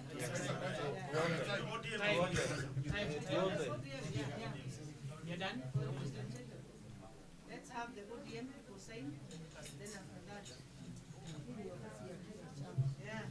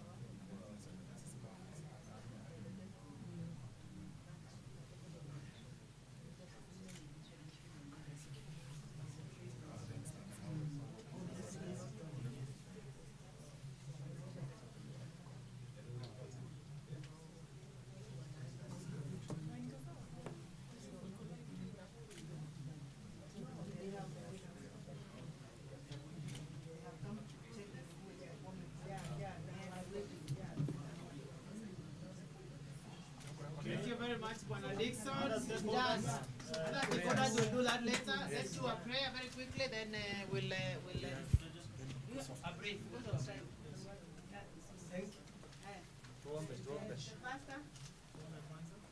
Sawa. Nataka tuombe na neno ambalo liko katika Proverbs 16 and verse 3. That is Proverbs 3 and verse 16. Commit their works who the Lord and their thoughts shall be established. Mkabidhi Bwana kazi zako na mawazo yako yatathibitika. Amen. Hilo ndilo neno ambalo tunafungua nalo ofisi hii katika jina la Yesu. Kwa hivyo nataka tuombe. Sawa, nataka tuombe. Baba wetu na Mungu wetu, katika jina la Yesu, tunakushukuru kwa sababu ya fursa na nafasi hii ambayo Mungu umetupatia. Tunataka kuweka wakfu ofisi hii kwa sababu ya kazi ambayo Bwana imeteuliwa katika jina takatifu la Yesu. Naiweka wakfu kwa jina la Baba, la Mwana, na Roho Mtakatifu. Natangaza wale wote ambao watakuwa wanafanya kazi katika ofisi hii ya kwamba Mungu utawatumia kwa sababu ya utukufu wa jina lako, na watafanya kazi kwa bidii wakiwa wamejitolea na wakiwa wamejipeana katika jina takatifu la Yesu. Na wakati watakuwa katika ofisi hii wakifanya kazi, utawalinda na utawahifadhi katika jina la Yesu. Wataifanya kwa unyenyekevu kwa sababu ya utukufu wa jina lako, maana unasema kazi zote watu watapatiwa ujira kwa sababu ya jinsi watakavyozitenda. Nimewaombea roho ya kutenda kazi kwa uaminifu katika jina takatifu la Yesu. Bariki hata registrar ambaye Bwana anawakilisha Kenya mzima katika jina la Yesu, Dr. Ann Nderito, katika jina la Yesu. Na muombea neema anapofanya kazi hii katika Kenya yetu, kwamba Mungu utamsaidia na utamuongoza, na wale wote ambao wako chini yake watafanya kazi kwa uaminifu kwa sababu ya utukufu wa jina lako, tukijua kwamba tutarudisha kazi zote ambazo tulizifanya na jinsi tulivyozifanya mbele za kiti chako. Bariki kila mmoja ambaye amehusika katika jambo hili kwa sababu ya utukufu wa jina lako. Kwa jina la Baba, la Mwana, na Roho Mtakatifu tumeomba katika imani. Amen. Thank you. The grace of our Lord Jesus Christ, the love of God, the fellowship of the Holy Spirit be with us now and forevermore. Amen. God bless you. Thank you very much. So tunaomba the other guests can join in the tent. Then we'll be joining later, shortly. Then the registrar will have arranged to then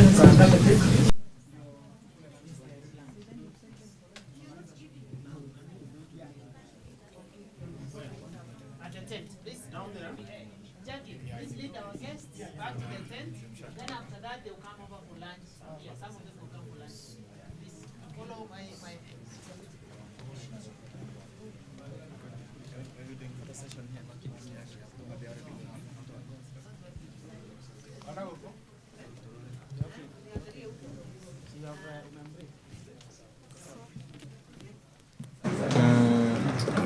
kidogo tu wakiongea.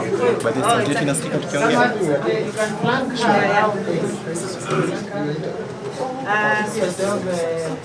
On the camera. Thank you muno andũ a media. Tũgũkĩte gũkũ Nyahururu, tondũ tũkwendaga launch office itũ ya Office of Registrar of Political Parties. Na ĩno nĩyo office ĩrĩa ĩcugurikaga na maũndũ ma wandĩkithia wa ciama, kũrora mawĩra ma ciama na ũrĩa ciama iraruta wĩra, na tũgacoka tũkarora maũndũ ma mbeca iria iheagwo political parties. Na gĩtũmi gĩa gũka gũkũ tũgũkĩte kũrugũria office ĩyo, na nĩ tũkũjoinĩtwo nĩ stakeholder ingĩ, gũtuma na andũ a county government matongoretio nĩ county secretary, na gavana nĩ magũgacokanĩria na mĩhang'o gĩtũmi gĩa gũikara, na nĩ tũgũcokia tũkagĩa na andũ a national government na ciama na andũ a ithurano a IEBC, na nĩ tũma na andũ aingĩ nginya andũ arĩa me disability, yuthi, atumia na andũ a mĩthemba yothe. Na mũcemanio ũyũ uma wa kũgeria also kuga nĩ tũrenda gũka macinani tũthomithie mũingĩ ũhoro wa maũndũ ma siasa na kũmenyerera mũno mũno democracy, tondũ ithuĩ nĩ katiba itũ ĩtũhete democracy. Ũguo tũrenda andũ mathiĩ makĩmenyagia democracy, tondũ nĩ ithuĩ tweheire na katiba, na bũrũri ũngĩgĩa siasa itarĩ njega no ũthũke. wega nä gå thondeka ciaca citå cikorwo citena ciaca onokorwo nä ciaca cia ciama ciaca cia andå arä a maroka macinani magä ka maå ndå mothe na å ndå å mwe tå kugaga nä tuonete trend na må tugo å mwe å rekweria andå wa kugagä rä ria atongoria rä rä a mararia na nä tå kugaga må tugo å cio må tugo nä wa gå thå kia democracy ä rä a ithuä tweheire na ä rä a ä rä two nä katiba itå atä må ndå wothe nä abatiä kå heo rå tha rwa kwaria rä a må ndå arugama kwaria agetä kä ria rie na arie kä rä a kä ngoro yake okorwo ndå retä kania nake wekira hä ndä yaku yakinya ya kwaria nawe waria na angä korwo nä å raigua ndå ngä hota gå kirä ria kä aria nä wega gå korwo å tarä må cemanio å cio tondå andå mambagä rä ria na mä ario kuganä rä ria mä ario ä gathiä gakä ra ä gatuä ka violence andå makambia mbara na ndeto icio ciumire he ciugo-inä cia rä rä a andå mekwaragia makauganä rä ria na tondå twä ihinda rä rä rä ta rä rä a maå ndå marå manä rä ire ma ithurano nä ihinda rä a gå thomithia må ingä nä tå raigua nä tå kwenda gå thomithia må ingä å horo wa violence ti mwega å horo wa mbara ti mwega å horo wa kuganä ria mä cemanio-inä tå rauga nä å horo tarä mwega ona hanini reke tå gä na kå heana gä tä o tondå atongoria arä amwe tå raugä rä ria no ithuä twamathurire ũguo reke tũmahe ihinda marĩkia rĩ ningĩ maigua nĩ mũkũhe atongoria angĩ kura rĩ tũmahe no reke tũhe atongoria aitũ a mĩena yothe gĩtĩo na nĩũĩ wabici itũ ndĩkoragwo ĩ mwena ũyũ kana ũrĩa ũngĩ ũguo mũndũ o wothe ũrĩa ũreyumĩria kwaria ũhoro wa ciama kwaria ũhoro wa politics akaheo ihinda rĩake rĩa kwaria kĩrĩa arenda kwaria tondũ ĩyo nĩyo democracy na wabici itũ nĩwe representaga maũndũ ma ciama na ma democracy ũguo nĩ ndĩrenda mũno kũria especially andå arä a maraigua rå thiomi rå rå tå gä na tolerance tå gä na gå kiranä rä ria tondå må tongoria wothe må thure nä andå nä arä na rå tha rwa kwaria kä rä a arenda kwaria na etä kä rio narä kia kwaria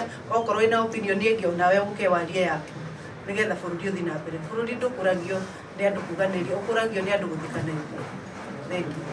na maita maingĩ nĩ tũkoragwo tũkĩona ateti magĩthamathama ciama kana atongoria especially mahinda-inĩ ta maya na rĩrĩa twakuhĩrĩirie gĩthurano hihi nĩ maũndũ marĩkũ mabatiĩ kũrũmĩrĩrwo rĩrĩa mũndũ arenda gũthama kĩama na hihi ta wabici ya ũthũrimo wa registry wa ciama nĩ maũndũ marĩkũ mabatiĩ gũkorwo kana mũrũmagĩrĩra gũtiga mũndũ nĩ arũmĩrĩra maũndũ marĩa mabatiĩ mũndũ angĩenda gũthama kĩama abatiĩ kwandĩka marũa na andĩkagĩra marũa macio kĩama akera kĩama niĩ nĩ ndaigua tũtiratwarana hihi ideology yanyu na policy cianyu tũtiraiguithania nacio noguo nĩ ngwenda kuma kĩama rĩu andĩkĩra kĩama nakĩo kĩama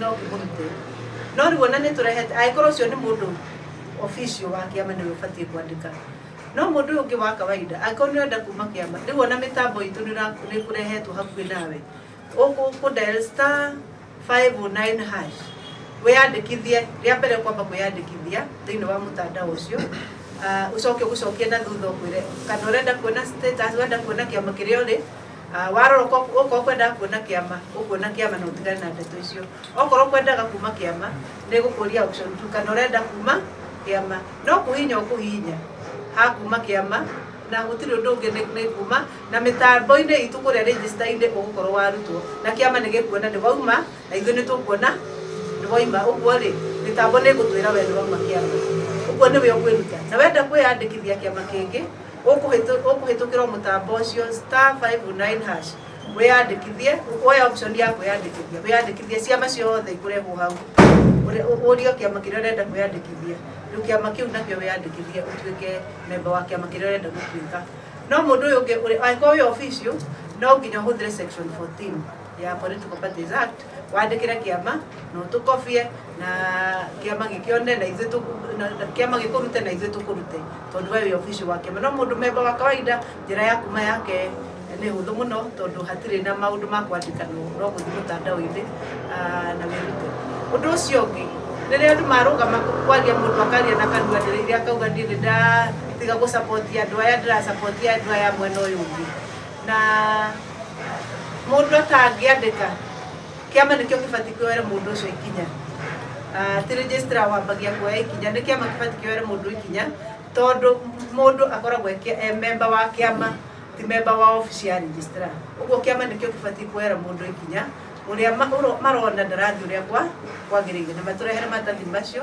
ithuĩ twareherwo no mũndũ tũrutaga angĩkorwo kĩama nĩ kĩhũthĩrĩte constitution yao na sheria na constitution ya Kenya kũringana ũrĩa maũndũ merĩtwo no hatarĩ kĩndũ kĩrehetwo mbere itũ mũndũ ũcio agũtinda akiuga ũguo na kĩama nakĩo gĩtiroya ikinya ũguo nĩ kĩama kĩbatiĩ kuoera mũndũ wake ikinya tondũ nĩo mamwandĩkithirie na nĩo mabatiĩ kũmũdiscipline akorwo nĩ aragia maũndũ marĩa matagĩrĩire no nĩ tũthiaga na mbere tũkĩmathomithagia kũrĩa mabatiĩ kia mũico nĩ tũkoraga kwĩ hĩndĩ ũgĩkora mũndũ ayandĩkithĩtie kĩama fulani no agacoka gũthiĩ kũrora agakora nĩathamirio kĩama hihi nĩmetaraga kũmũre maũndũ macio nĩ mathirire maũndũ macio marĩ ho mũndũ ekoraga kĩama kĩrĩa hihi atangĩenda gũkorwo kana andũ nĩ maugaga nĩ marathamio kĩama hĩndĩ ĩyo mĩtambo ĩyo ndĩarĩ ho no since 2020 kinya ũmũthĩ twaronjire mĩtambo ĩyo 2021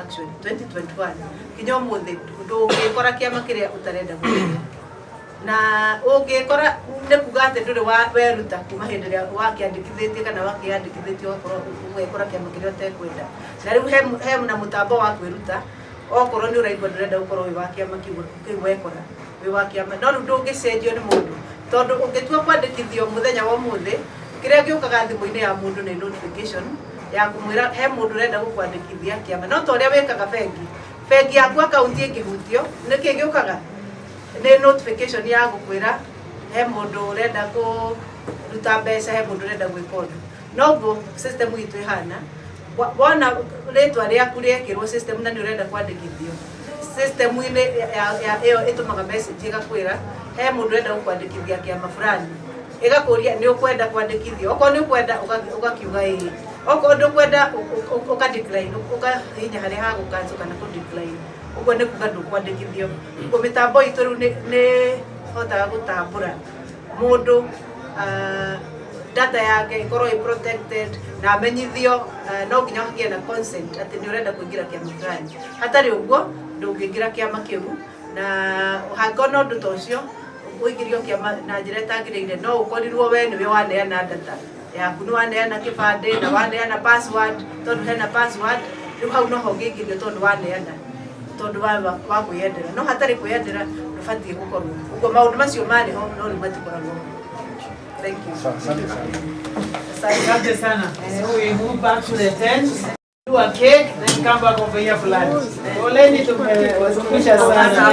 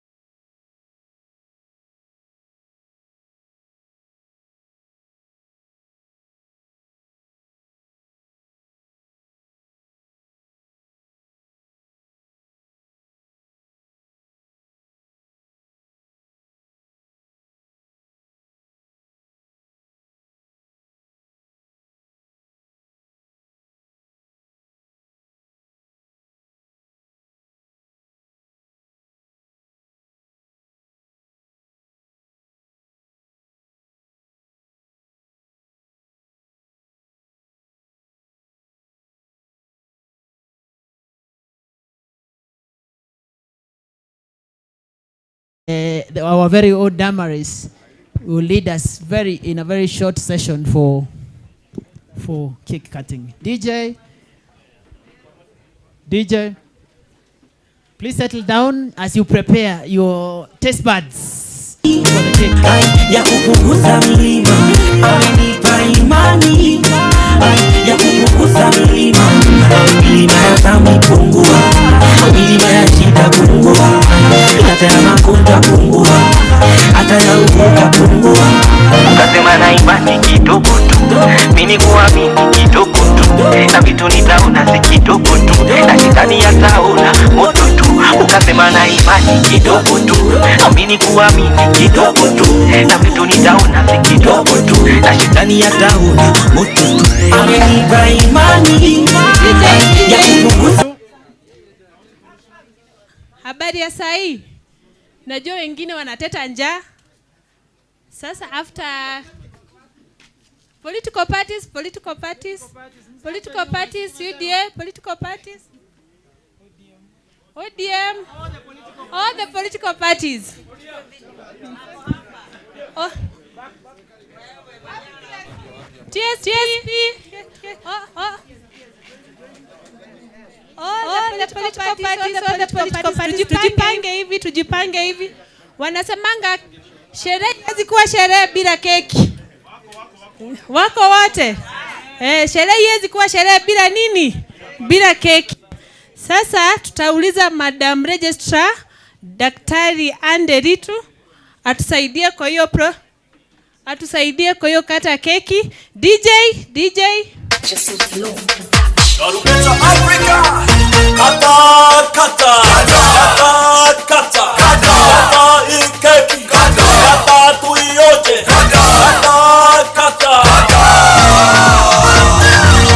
Tamu keki ni tamu ahe.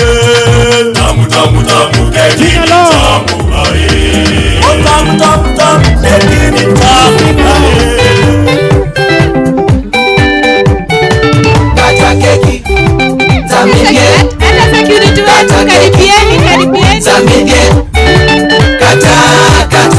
Kata keki kata usiogope kata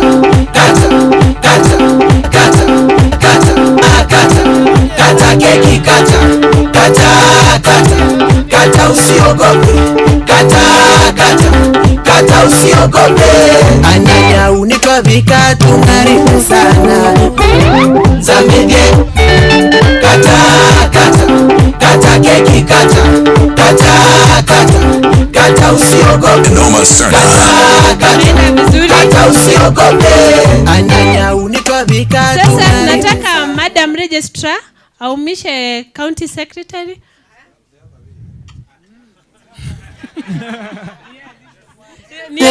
Ni alishokuwa chief guest.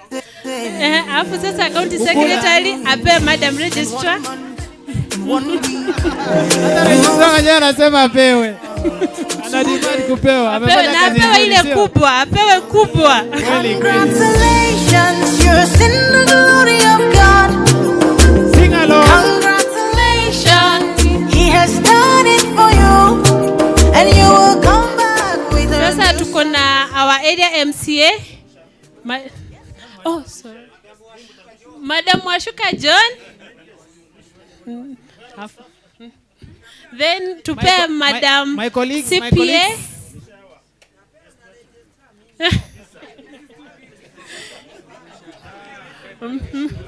Our county secretary anapea our Madam CPA na pia ape our Mr. Ali, our assistant registrar Mr. Ali. Anapea the county MCA anabwashuka. Kuna CCM anapewa na Madam Registrar. Tuko na IBC County Commissioner. Representative. Fande mwenyewe. Tuko na ofisa mwingine hapo DCC. Na tuko na wa able security man in uniform. Where are you? The security man in uniform kuja. Amekubali, amekula Ashakula. Ashakula. Mr. Ali hajapata keki. County secretary si ukupewa. Ndio hiyo ya county secretary. IBC CM na IBC returning officer. IBC manager. Tuko na Mr. Ali bado hajakula keki. Amejigrabia yake. Tuko na wa Ebo regional coordinator Njagi regional coordinator, our Ebo regional coordinator Njagi, the youth leader, political parties. Tunataka Jagi apewe keki, Jagi wa regional coordinator Nyahururu region. Political parties sasa tunaanza political parties represented today. My colleagues at the stand also, the cake is now coming to your way. Please share, please share. Ndio hiyo political party. Congratulations. ODM.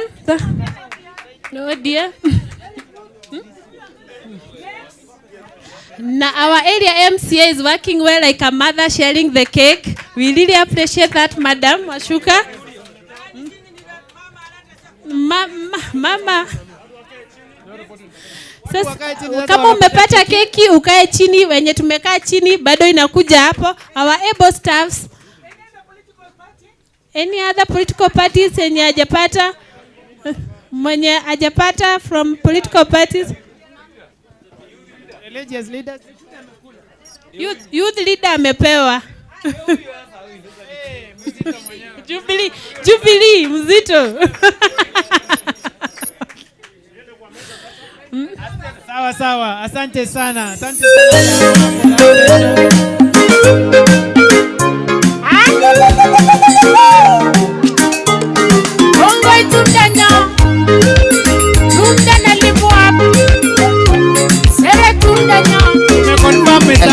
Tumeconfirm Mr. Ali sasa tumeconfirm ashapata.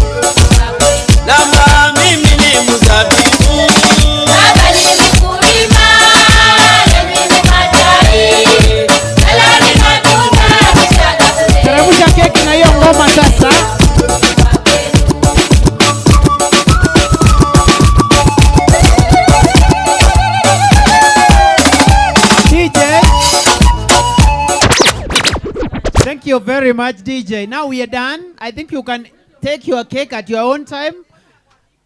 I will request, I want to announce that there is lunch for you, kindly. Note that your lunch will be served over here. You can take your lunch from this tent, then you come back here and have your lunch. Has been a pleasure having you.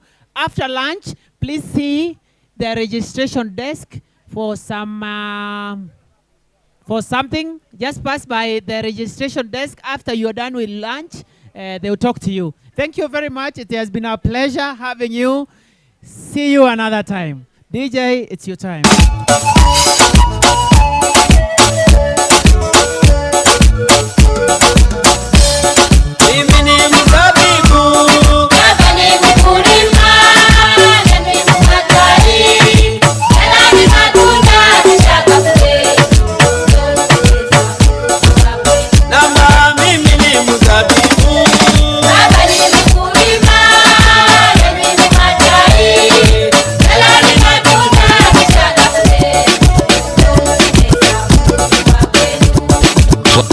Playing new music right here, right now.